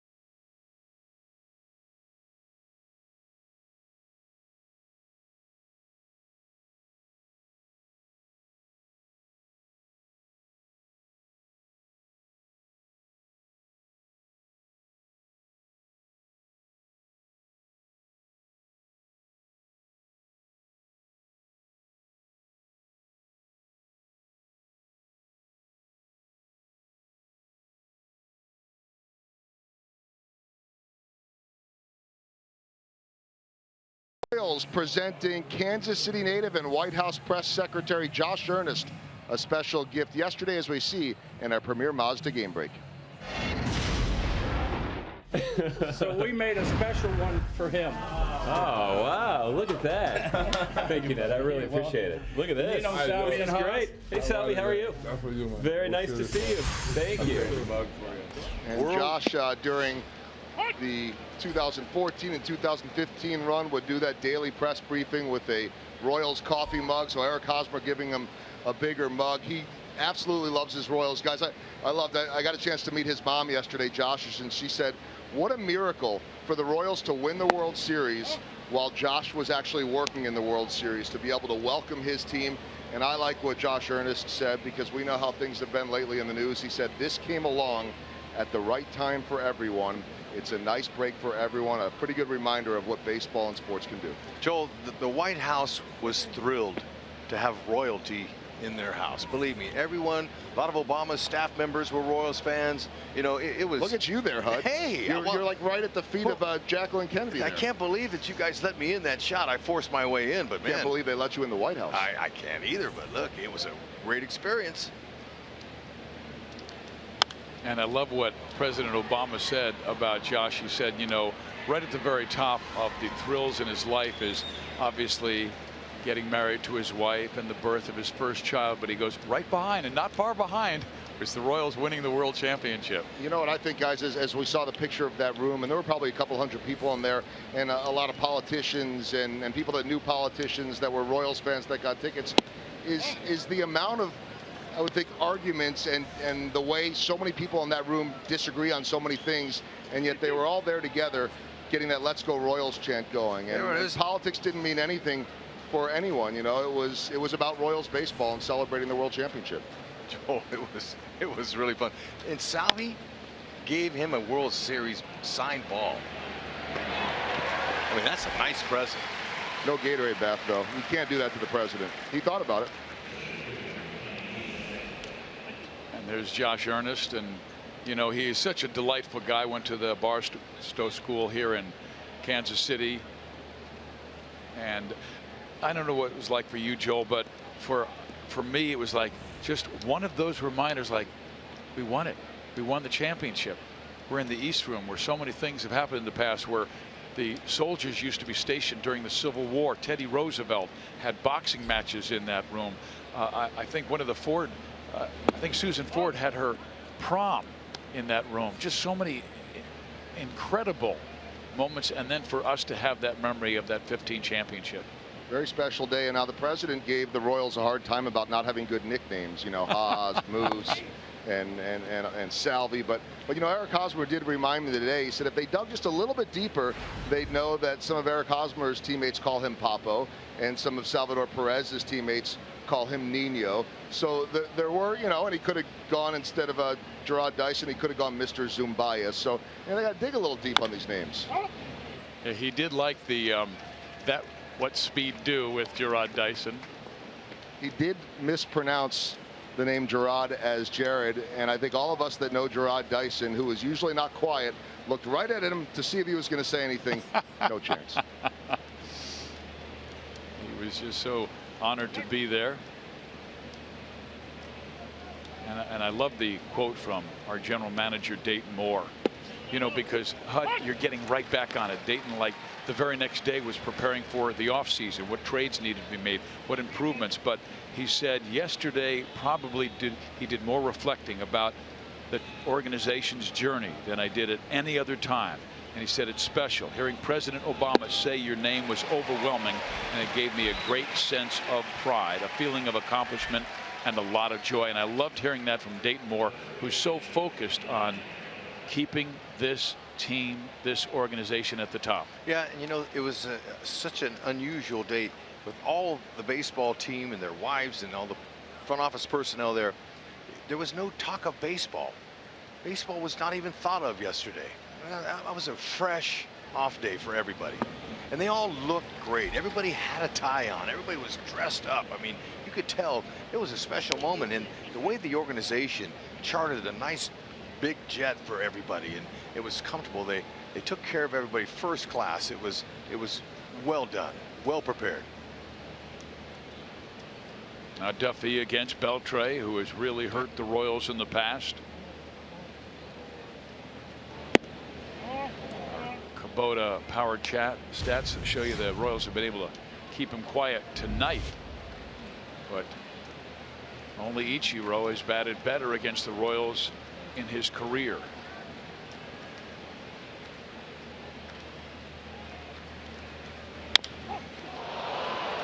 Cuthbert comes in quickly, guns it across the diamond. 3 up, 3 down. Another solid start for Danny Duffy. Through 6, he's allowed 1, and he'll be coming back for inning number 7. Perez, Gordon, Orlando next.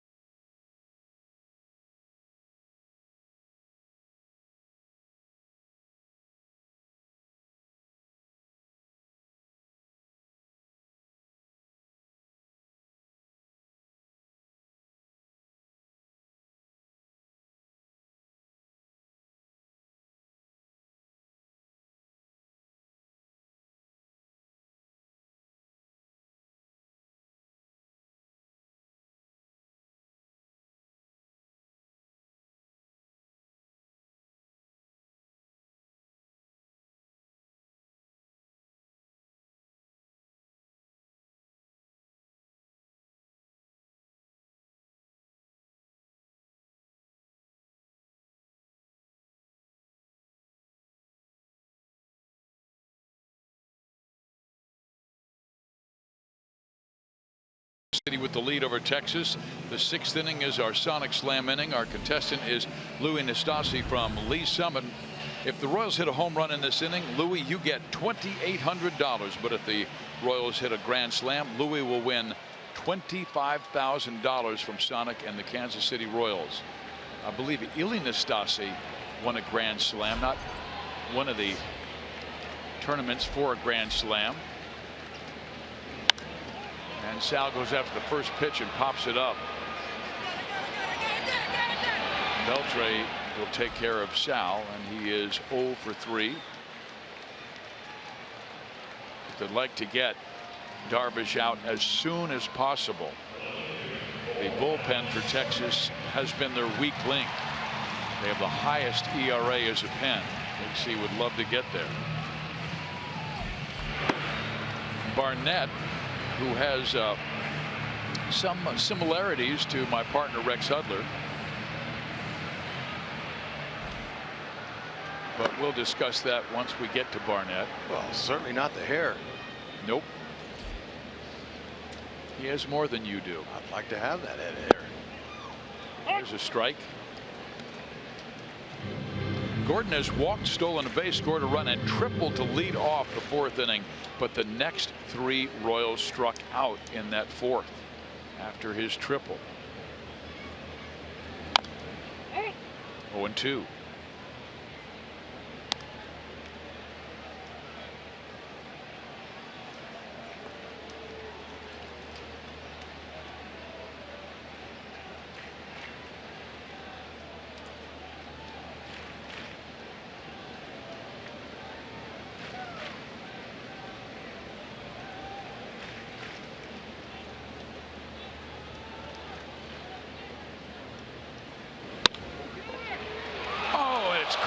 First baseman Ryan Rua. I thought Alex had his 2nd hit of the night. It's all right. Alex is looking much better up the plate.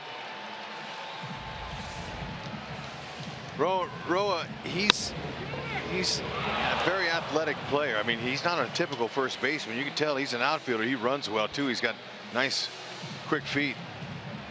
Robbed him.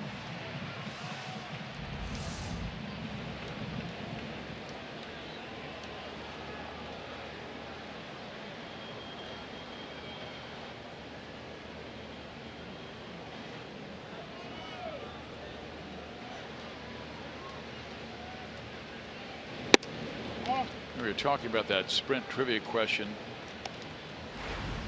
Darvish is 3rd all time for most strikeouts, first 3 innings. What about Brett Saberhagen? It's a good guess. He came up at the age of 21, was fantastic. Of the Royals to a world championship. And there is a line drive base hit. And Paulo is 2 for 3. I wonder with 2 out, the Royals will be aggressive with Paulo. Yep, now Paulo, he got a base hit to left center field his first time up with a runner in scoring position. There it is. Keeping the hands inside has been his ticket and his key. Very nice swing. And like I said earlier, this guy stays inside the ball so well. That's one reason he's hitting for a good average, hitting over 300, and especially with runners in scoring position, he's been dangerous. Now hitting over 370 with runners in scoring position with that swing. Merrifield 1 for 2. We were talking about that trivia question. Do you have any guesses there? I do, and I have a lock because you reminded me. Kevin Apier. Maybe, but how about Doc Gooden? Dwight Gooden, he came in the league. That's a great. He came in the league early in '94, I believe. Yeah. And he was good at 19, 20, 21, 84. Excuse me. I think you've got it. You might have the lead man.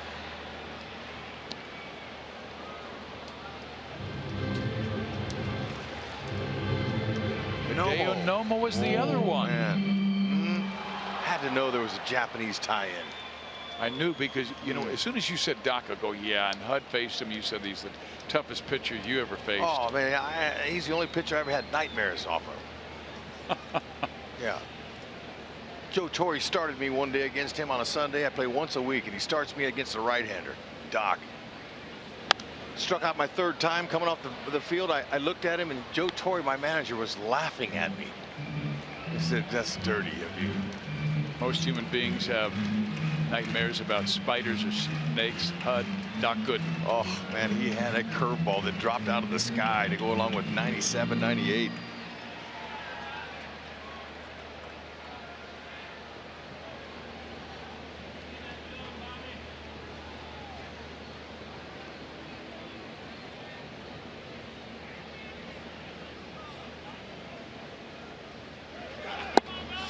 Slider struck him out. 11 strikeouts through 6 innings, but it's the Royals that lead at 3-1.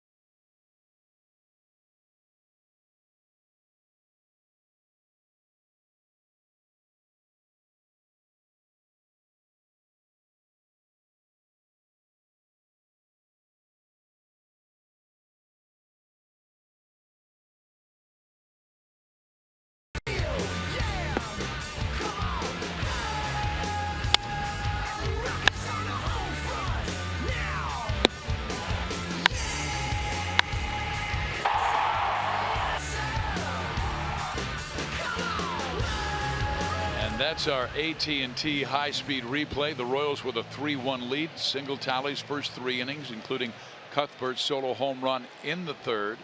Odor hit a solo shot off of Danny Duffy in inning number 4, and here he is to lead off the 7th.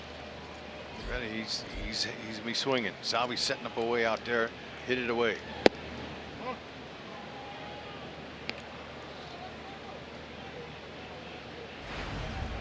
Texas has always had a lot of talent middle infielders in their system.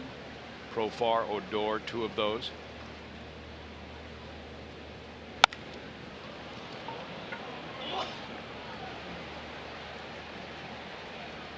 Dyson for the first out, but man, that was a moonshot. High pop-up. Yeah, he doesn't get cheated, that's for sure. This guy, he takes a rip. Man, he loads them hips with that little flamingo kick. Odor, he knew he missed it. Duffy wasn't sure, but just got up underneath it. Danny Duffy's cruising 84 pitches. He's thrown as many as 110. So you wonder if he can get through this one and maybe one more. Well, I love what I've seen from him this year, just his pitch efficiency, Hud. He has walked 1 batter, struck out 3. He's not concerned about strikeouts. He's just concerned about getting guys out. That's right. And he's matured, and now I believe he's the Royals' ace. Because you know what he's going to give you every time out. Blue Coach Haver starting to warm in the Kansas City pen. Rua 0 for 2 with the ground out and pop-up. Danny has not had 1 taxing inning, but it is extremely hot. Index well over 90s.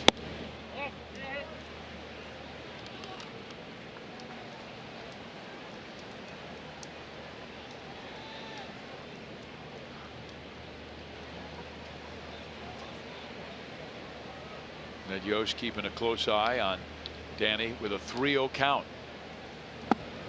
Right there, 3-1.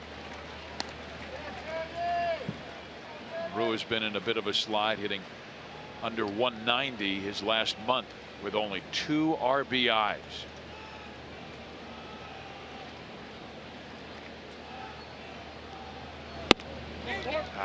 About ball 4, second walk.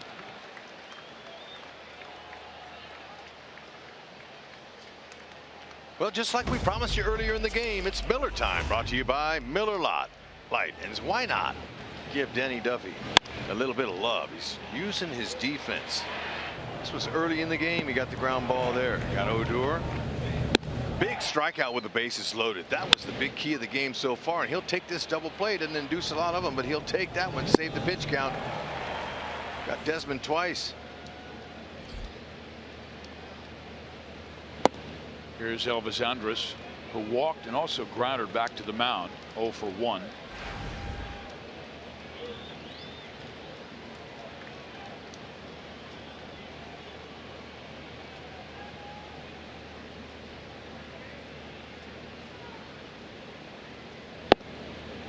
One and 1.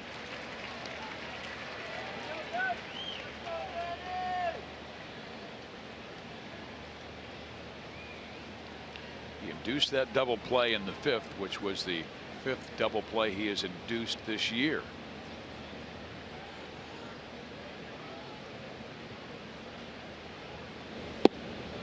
One and 2.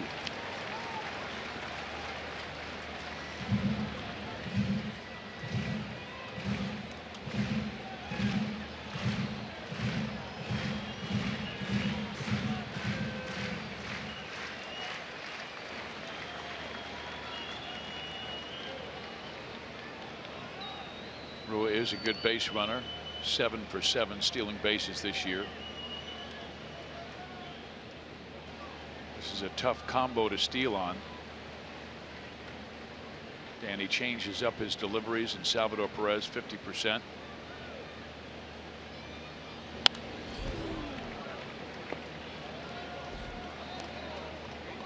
Duffy, a finely conditioned athlete. Runs, trains, works hard. Velocity, 93rd pitch, 95.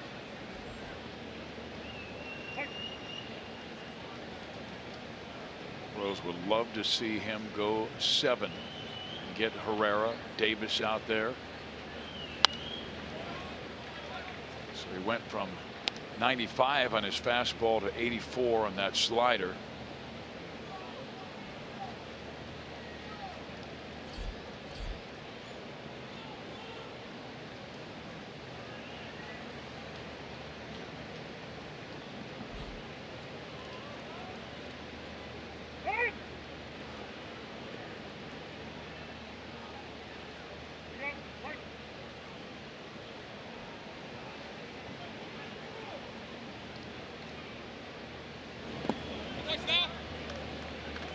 Couldn't get him to chase.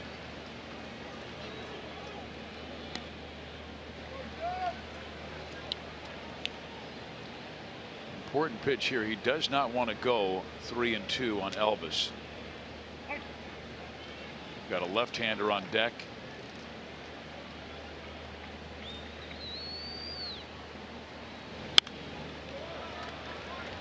And a tough at bat. Yep. Andrus, you know, it's amazing, this guy. He was good early. He's only 27 years old, and he's in his 8th year in the majors. Came over from the Atlanta Braves, and I believe that Mark Teixeira deal many years ago.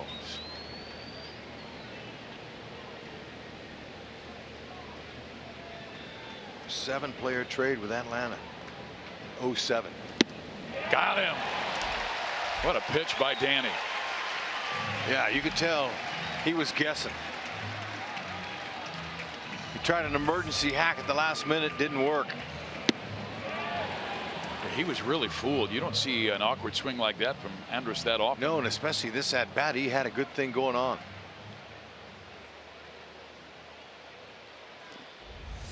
So now the lefty-lefty matchup that Danny would love. Mazara flied out to left field and then lined a single sharply to right center his last time up. Two lefties have been able to get to Danny tonight. Odor with the home run and MAZARA with the single. But he's only allowed 3 hits. The other coming from a right-hander, DELINO DESHIELDS. Nice breaking ball there. Rule walked with 1 out.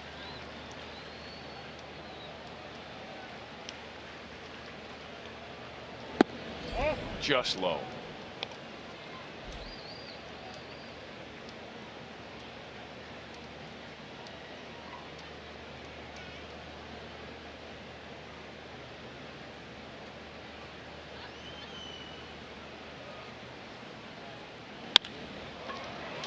Boy, you have to stay with that slider really well. Rule will race around to third. Dyson is able to bring it back to the infield after fumbling with it. First and third, 2 out. The batter will be Bobby Wilson. He tried the breaking ball there, just left it up. Now Ned's going to come get him. This is our Chevy call to the bullpen. Danny Duffy goes 6 2/3 innings.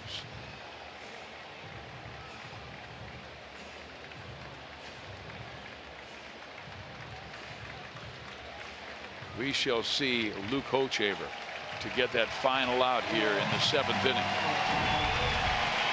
Yesterday, the Royals gave away a jersey with the number 44. Let's hope this 44 has the same kind of success.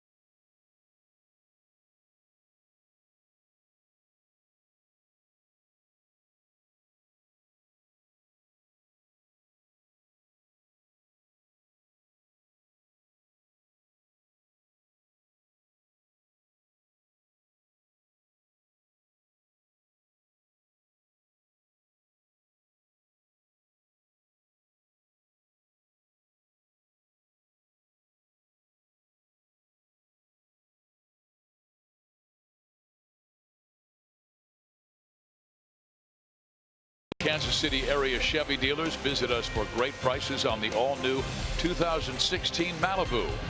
By Panera Bread, food as it should be, with 24 Kansas City metro locations. And by Academy Sports and Outdoors, right stuff, low price every day. Danny Duffy did his job for 6 2/3 innings, gives up just 1, but the 2 on base belonged to him. But as soon as Hochevar came in, Jeff Bannister responded by bringing in a left-handed bat with power. That is Mitch Moreland. Hoch is going to have to pitch him carefully. He's 1 for 2 off the bench this year. Not a lot of pinch hitting going on in the American League. Moreland, he's a dead pull hitter. Big curveball, cutter, 4-seam fastball. Goes after the first pitch and pops it foul, strike 1.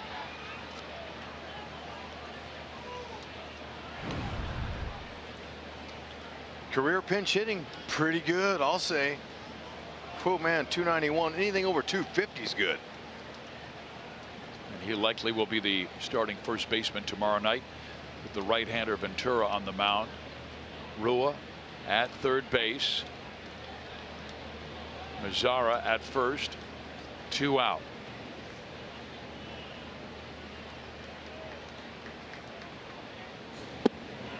Beautiful curve, strike 2. So Hoach has options. He does. Nothing too good here. Maybe he throws in that breaker again, but he buries it in the dirt. Can't give him anything too good. 0-2. You want it down and away? Down, yeah. I mean, Salvi might be wanting a fastball up here. Let's see.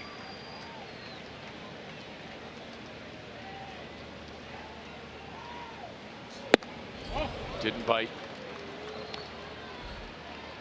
Good try. It looked like Salvi spread his left leg as if to give Moreland a look like he was going to go away, and then stayed in. Well, Moreland's not peeking. He can't look back and see that. Well, you never know. Oh, no, I know. You don't look back. If you do, you get a rib ball. Well, I'm just saying. Well, Salvi's some of these players. He's getting ready. Here we go. Watch this. Now he's going to come in and down. Ooh, good try. 2 balls, 2 strikes.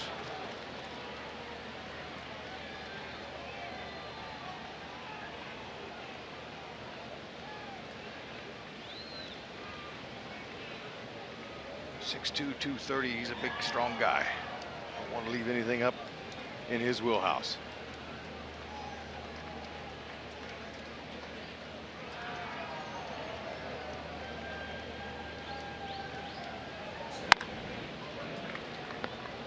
That was the cut fastball.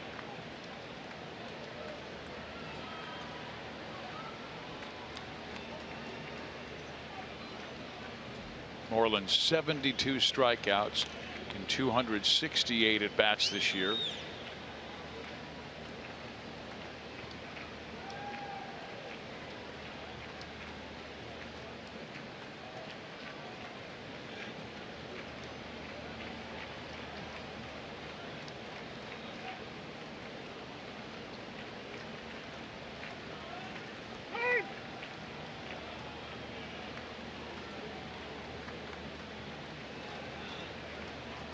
Kansas City needs to win tonight to avoid falling below 500 for the first time since May 15th.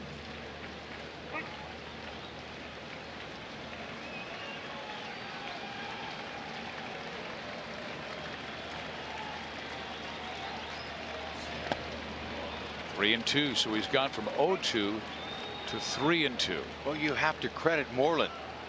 Hoach has done exactly what he should be doing here. You don't want to give him anything out over the middle when you get ahead of him. But Moreland, he's being selective, he's being patient, and making the most of his one at bat tonight. He knows how tough it is, but he's got a good AB going here. He's looking confident. Hoach's going to have to make a pitch.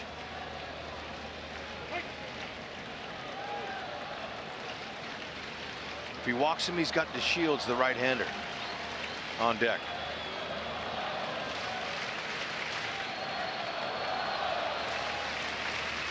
So, you know, it's really not a bad thing if you walk him. Don't throw him a cookie. It'll change the game. You take your chances with DeShields.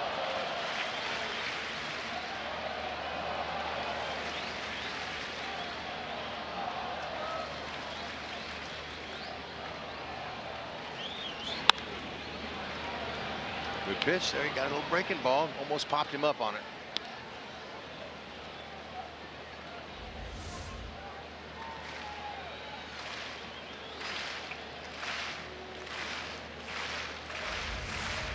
Moreland has made his money on the straight ones, the fastballs.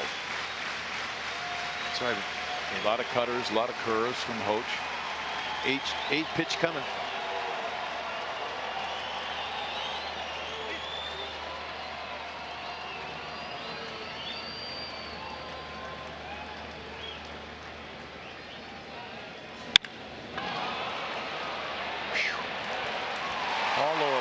Reaches up, pulls it down. Whew. Nervous time at Kauffman Stadium, but Hochaver gets the job done. 3-1 KC. Wow, what an at bat.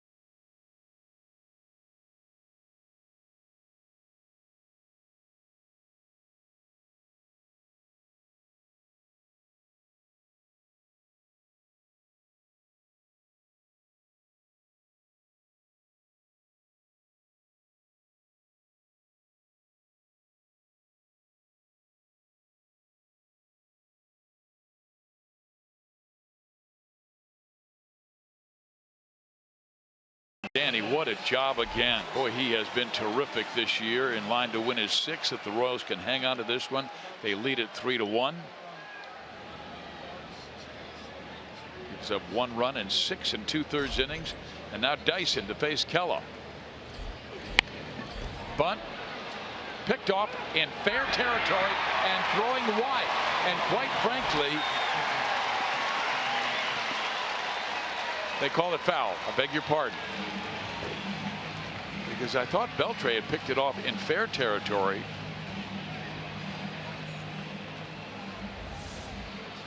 Yeah, you know, like I said earlier, Beltre is one of the greatest third basemen on these bunt plays. Look at that. He throws from any angle. He can throw. Why didn't he just let it go? Well, you know, he wanted to make the play. That's why how good he is at it. And that was close. It was. I mean, he could have let that go. He's a veteran. He should have known better to let that roll, because that could have, you know, been a big base hit there for Dice. This is our Chevy call to the bullpen. Keone Kella out of Seattle, Washington, just 22 years of age and a rather high ERA, but a terrific arm. And this was a guy they called up last year and had great numbers early, and he's always had a lot of strikeouts in the minor leagues. But their bullpen has been miserable, Hud.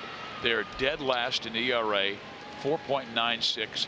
That's almost 2 full runs over Kansas City's 3.13, which is 3rd best in the American League. They've allowed the most home runs and the most walks. Keita's got a good arm. So you just reminded me, why don't we talk about Phillips 66? What's in the tank? Well, you just said it. The bullpen of the Rangers is in the tank. ERA last, home runs most, strikeouts last. They've had some issues. Keela, good hard fastball, curveball, changeup. 2 balls, 2 strikes. Well, they got Darvish out of there, who struck out 11 in 6 innings. Keller took the loss on Monday at Anaheim, allowing a career high 4 runs in the 8th inning after entering with the game tied. Ground ball right side, fielded by Odor. 1 out.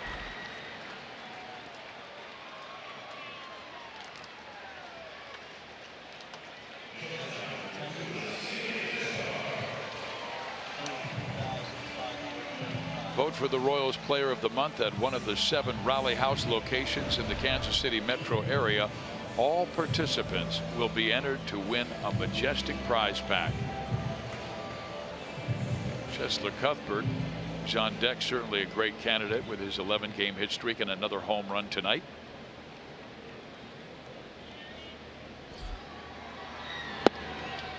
Strike 1.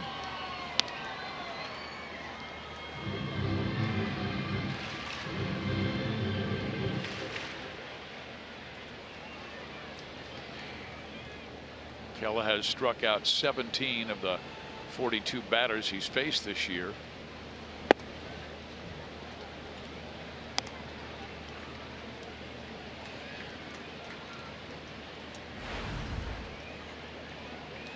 He was on the disabled list from April 21st. Right elbow impingement, and had surgery to remove a bone spur. Yeah, and this is just his 3rd time out.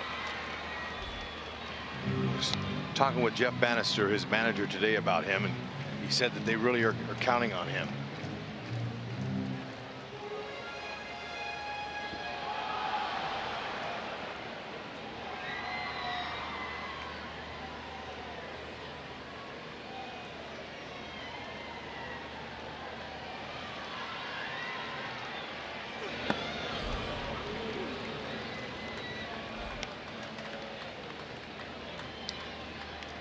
He had a base hit, stole a base, scored a run in the 1st, and singled and stole 2nd in the 5th. The Royals have stolen 3 bases tonight after having only 3 the rest of the month of July.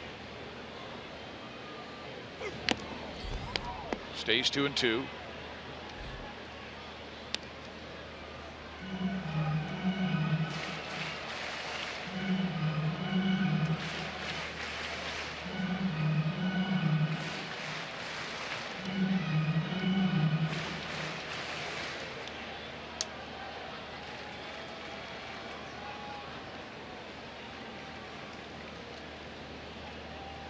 coming inside.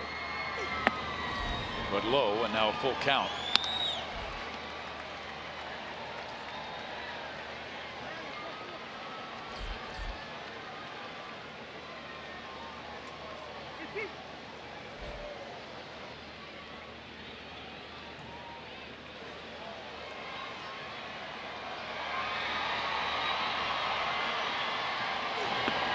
There's ball 4, and that's the 15th walk for Escobar this year, so the Royals have a man on with 1 out. Now, that's competing in your at-bat right there. That was a good plate appearance. He worked it. He earned that walk. And our Academy leaderboard shows that Cheslor Cuthbert, with an 11-game hit streak after a homering back in the 3rd inning, and the teams with the most in the major leagues, the Royals have had 8 10-plus game hit streaks this year. Yep. Red Sox, top of the league in the American League in average offense, and so you got guys like that put together those hits, you're going to have a good team average. This bullpen with a 6.2 ERA since June 29th. And they've allowed 15 home runs in that time.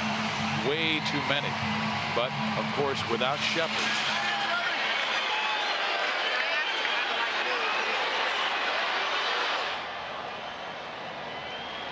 They really don't have a true closer. Here's a strike. Dyson has 19. He's not necessarily a strikeout pitcher.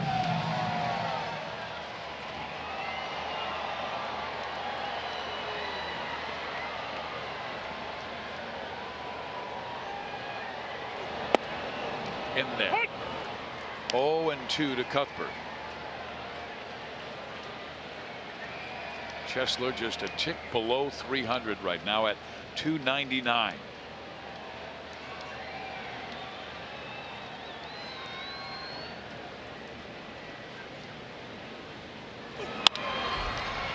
Looks like 2. It is, and that will end the 7th inning.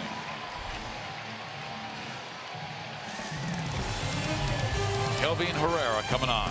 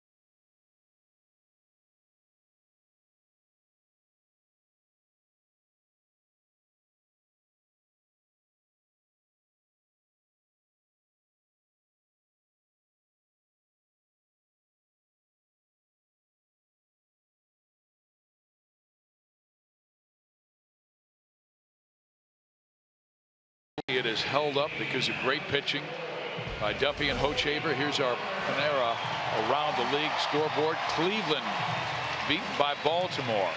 Trumbo 2 for 4 with a home run. Boston lost to Minnesota. Chicago took Detroit, and Houston leading the Angels. That's an important game for Texas, but our premier Mazda game break. This is Manny Machado. He also went deep, and if the Royals win this game, they can pull to within 8 games of Cleveland in the American League Central. Trevor Bauer gave it up. Here is Kelvin Herrera. Kelvin, an all-star, put together great numbers this year. 1.69 ERA with 54 strikeouts against only 7 walks. Yeah, unlucky the opponent's average under 200 in his 44th appearance. ERA nice and low. Keep it that way. He pitched a 1-2-3 ninth inning on Wednesday, recording a strikeout. Well, you know what? He's been really good at home. Herrera, 21 appearances at home. This is the 22nd now. You can see what he's done at home. A great 0.84 ERA, 25 strikeouts. Opponent's only hitting 176 here at the K. 3-pitch mix. Above average fastball, above average changeup, and a very complimentary slider. A nice pitch for him. He's used consistently this summer. He takes on the top of the order in DeShields, Profar, and Desmond.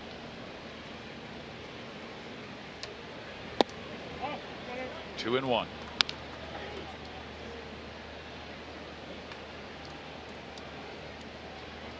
You can see on a hot night, Kelvin trying to wipe that sweat off his hand to get a better grip. In the air, right center field. Dyson had him played perfectly and just drifts a little bit to his left to make the catch. Hey fans, join us this Monday for Christmas in July for a day of holiday cheer and a special visit from Santa. Add to your collection of festive attire with an exclusive ugly holiday sweater Royals t-shirt available with the purchase of this themed ticket.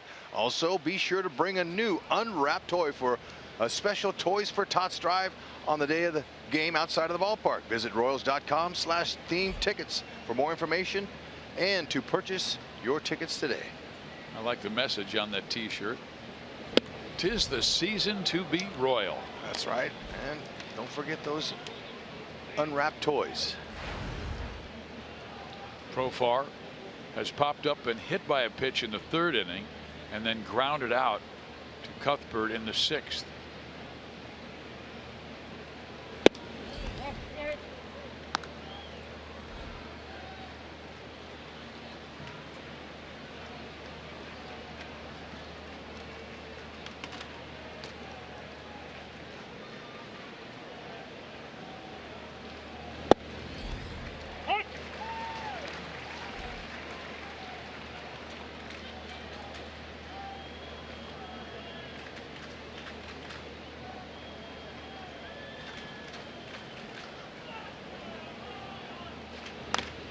Went right after him with his fastball.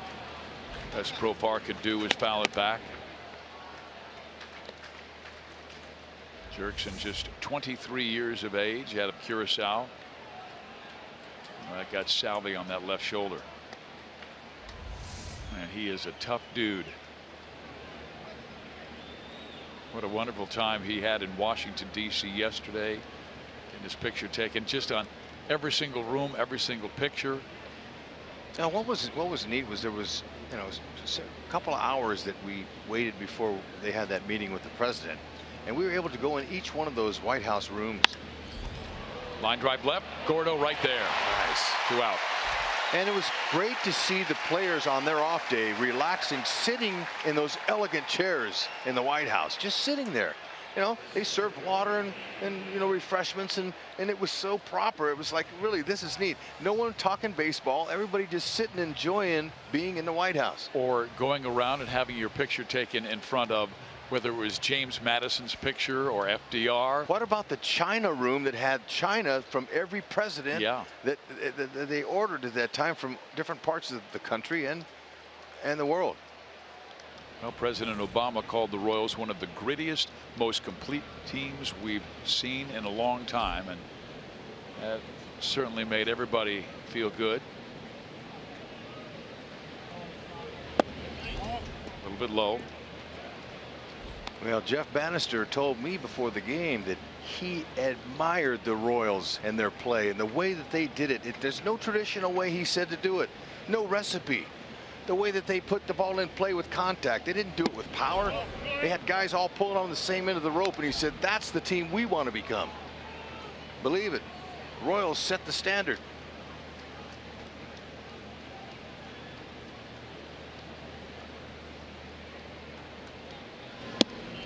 Richard Justice, who's a great writer for MajorLeagueBaseball.com, said he was at the White House yesterday, and he said the Royals are such a model franchise in every way, beginning with the Glass family, whose patience and leadership paved the way for the rebirth of the sport in one of the country's great baseball cities.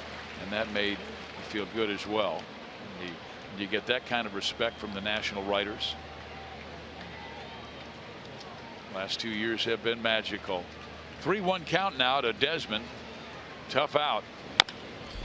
Ground ball third. Cuthbert has it. Great job by Herrera. 3 up, 3 down. Bottom 8 we go. Royals 3, Texas 1.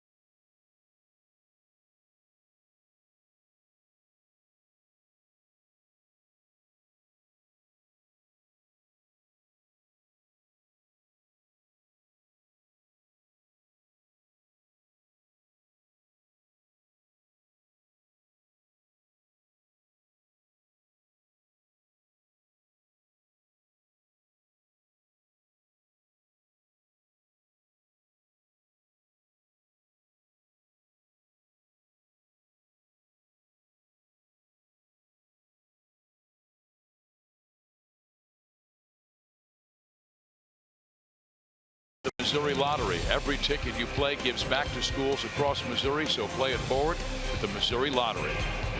By Menards. Save big money at Menards on all your home improvement needs. And by your Midwest Ford dealers. Visit us at yourmidwestforddealers.com. Hot night here in Kansas City. The Royals, though, with a 3-1 lead. He scored a run in the first on the ground out by Hosmer. Scored one in the second on a single by Merrifield. And on a home run by Cuthbert in the third. And now Jake Diekman takes over, pitching in his 40th game this year. 2.73 ERA. Jake out of Lincoln, Nebraska. That's where he lives now, but he grew up in Wymore, Nebraska, to Wymore Southeast. He's funky. He's got that sidearm delivery. Maybe tough on lefties. Fastball 90 to mid-90s. Sweeping slider. Change up to righties if he gets that for 6'4", 200. Haas to the right side. 1 out.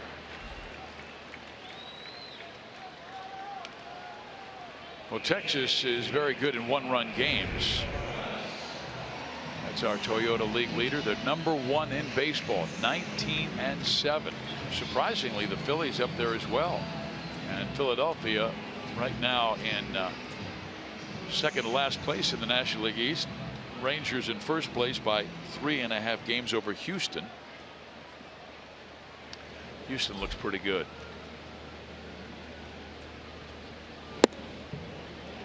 Here's Morales turning things around, batting from the right side. He's 0 for 3.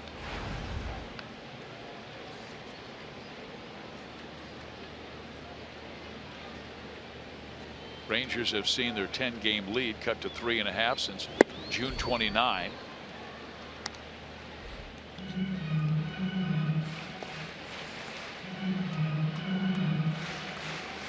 Diekman has only given up a 167 average to righties. He's been tough. Righties and lefties. It's that sweeping crossfire body. He throws that ball across his body like that, makes it very deceptive. Goes with that heater, then he pulls the string on the changeup.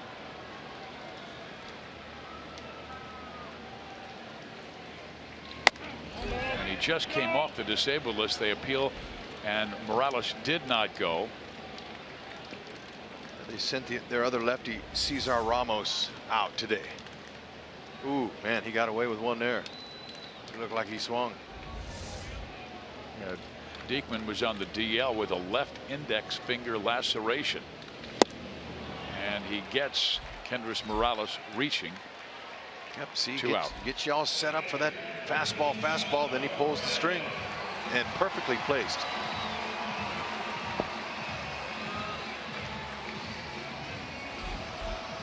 Wade Davis. He hasn't had many opportunities lately, so he is fresh and ready to go. And Davis with 20 saves and that intimidating ERA of 1.17 will be on the hill for the Royals in the top of the 9th inning. Salvador Perez 0 for 3, a couple of strikeouts, facing DARVISH. He has 1 for his last 17.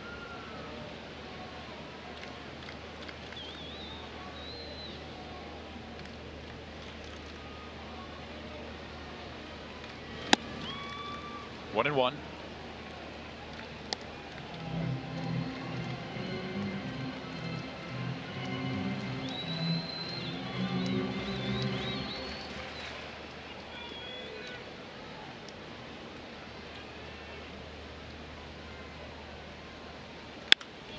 Sal with a base hit to right center field.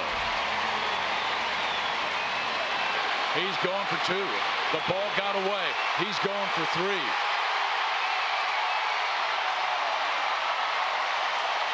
Oh, and he got hit. Looks like he got up on the lat. He is safe at third base with 2 out. I noticed BELTRE. He stood there like there was nothing happening at all, deking the runner as Salvador Perez couldn't see the play behind him. Now he's running hard out of the box. That's a good thing. He sees it himself. He doesn't need Jersley to come to third. Now watch BELTRE. He just stands there like nothing's happening. And then right at the last minute, he catches it and puts the tag on him. Looked like the ball got to Salvi's arm and the glove at the same time. Single and an error on the center fielder. Make it hurt. Second error on the Rangers. First one led to a run. A lot of third basemen will dig. Oh, yeah, no, it didn't even get his glove. No wonder that hurt. That hit him on the line. From ODOR.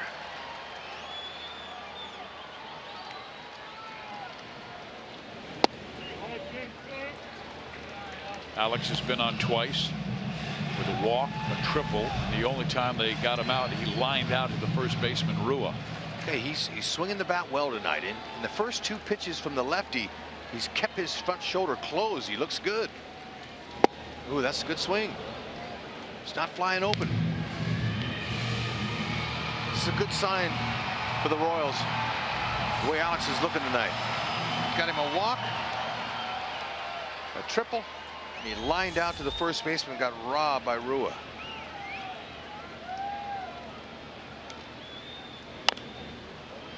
Two balls, 2 strikes. Okay, now he'll get the sweeper. This is one where you wouldn't mind seeing him take it off the end of the bat and just send it down that left field line. Yeah, it just depends on where he puts that ball. He could elect to stay hard in, just like that last pitcher. He could sweep him away. They're going to stay in. And there's a shot to right field, but the right fielder had him played well, and MAZARA. Well, I tell you what, Alex has had some good at-bats tonight. Wade Davis time here at the K. Take a couple yellow hammers and a side of cheese to go.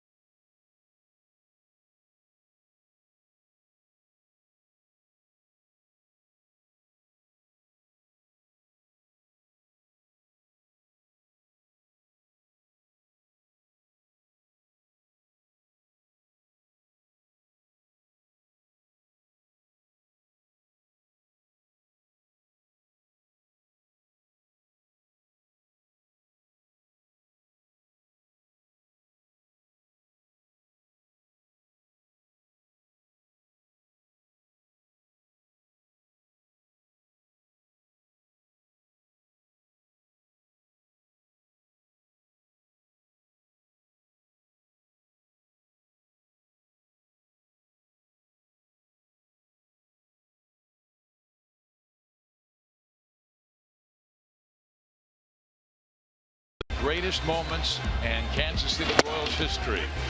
A strikeout to end the 2015 World Series, and that moment has been captured with this display. And you can come to the K this Sunday when the 4th bobblehead of the series is handed out. Continue to add to your collection with the Wade Davis bobblehead presented by Creighton University, reliving the moment the Royals won the World Series. The first 20,000 fans through the gates receive this one-of-a-kind item.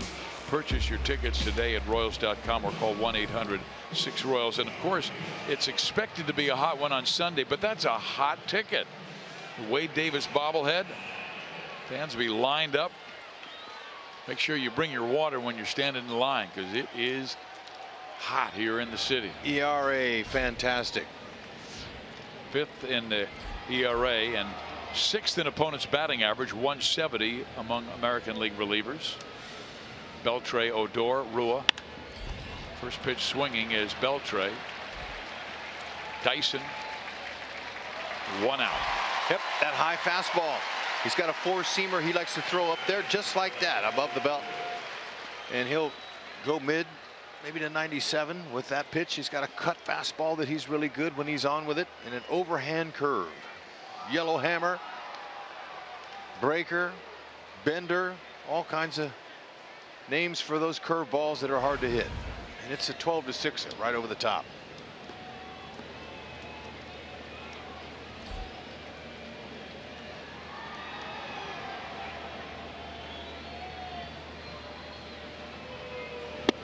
ODOR homered his 2nd time up.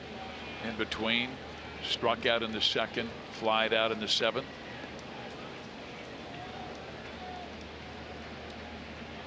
He now has 18 home runs this year, and he does not get cheated on his swing. Popped him up. Right side, Hosmer wants it. Near the line. 2 outs.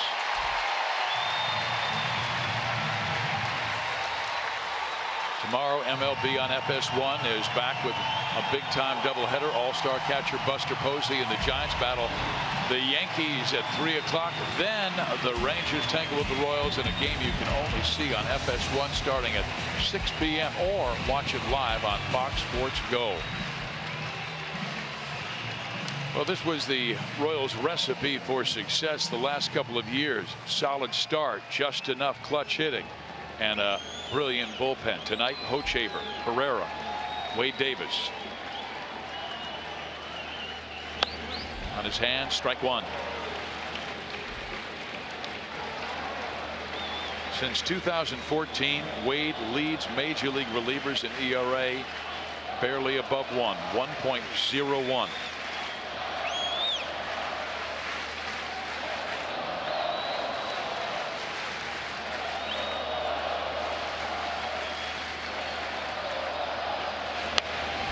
Strike 2. Great crowd here tonight. Here for a victory, and then the fireworks show afterwards, all on their feet.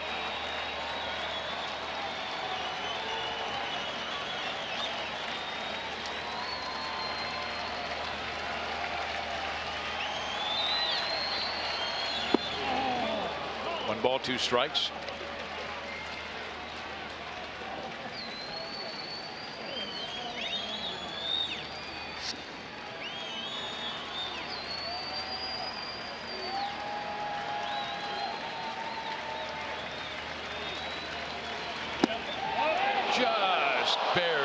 With that cut fastball.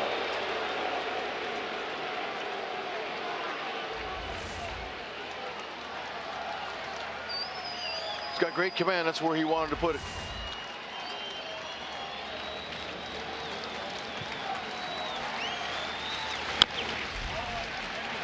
Cuthbert comes in hard. No chance.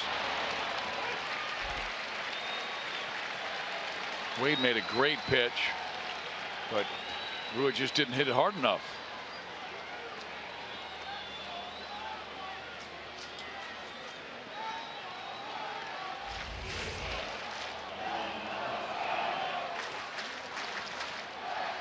Good practice. He comes in as well as anyone. He does everything with a smile on his face. He's got excellent range to his left and right, and you're right, he's happy. He plays happy, like most of the Royals. Now Andrus. Steve Reich one. Elvis has walked, grounded out, struck out. 3 for 11 with 4 strikeouts against the Royals right-hander.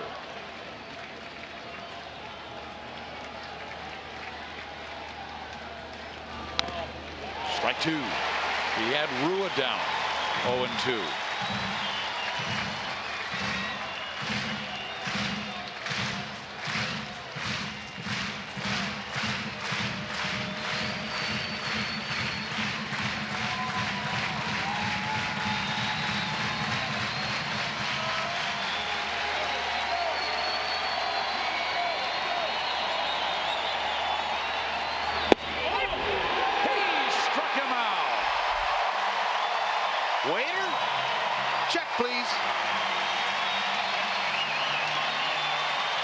Chesler Cuthbert goes deep. His hit streak is now 11 games. Alex Gordon had very productive at bats. Escobar with a couple of base hits and a W for the Royals. That's right. Escobar, a couple of steals. Good to see him get back out there on them bases and run. Let's check it out here. We'll check the defense out. Now he's able to, this is early in the game, first batter. As a matter of fact, look at that range. Found the grip, using that arm. Base hit to right field. Wasn't messing around. Got him not one, but 2 bags. This Duffy double play, he read it well. Look at that, he just laid back. He could have caught it on the fly, but we wouldn't have got a double play on it. And then one final hit to put a little exclamation on his day. Fantastic job by Eske. But HUD, the key to success, Danny Duffy start and a great bullpen. You better believe that, right? That's for sure. That's the currency in Major League Baseball, and you got to get it. Duffy, no question, is their ace so far. Let's go to Joel.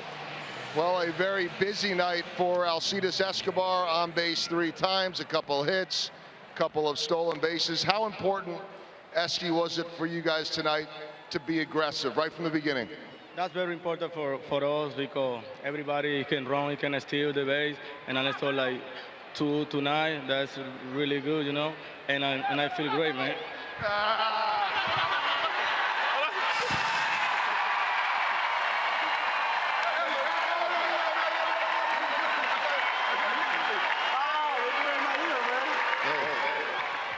If I'm going down, I'm taking you with me. Okay, so you got ice in your beard and everything. Feels good on a warm night. How about the challenges of Darvish? He's different than a lot of pitchers, and you haven't faced him in a long time. How tough was he? Yeah, this guy, he throw everything. He throw slider, changeup, a lot of pitches, and he knows how to pitch in this level.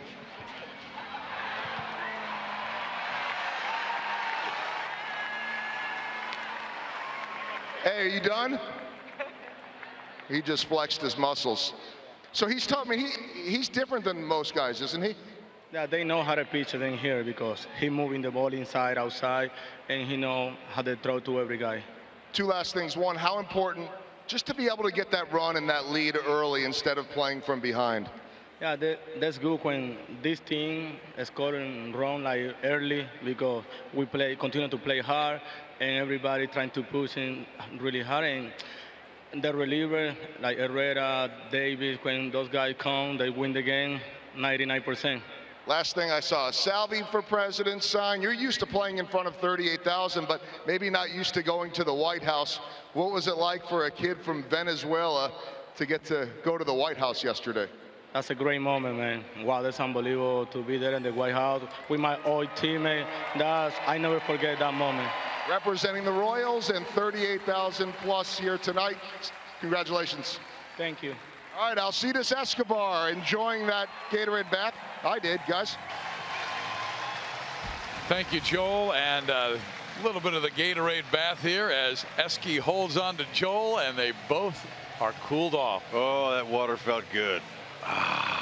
The fans not only waiting for the fireworks, but see the Salvi splash.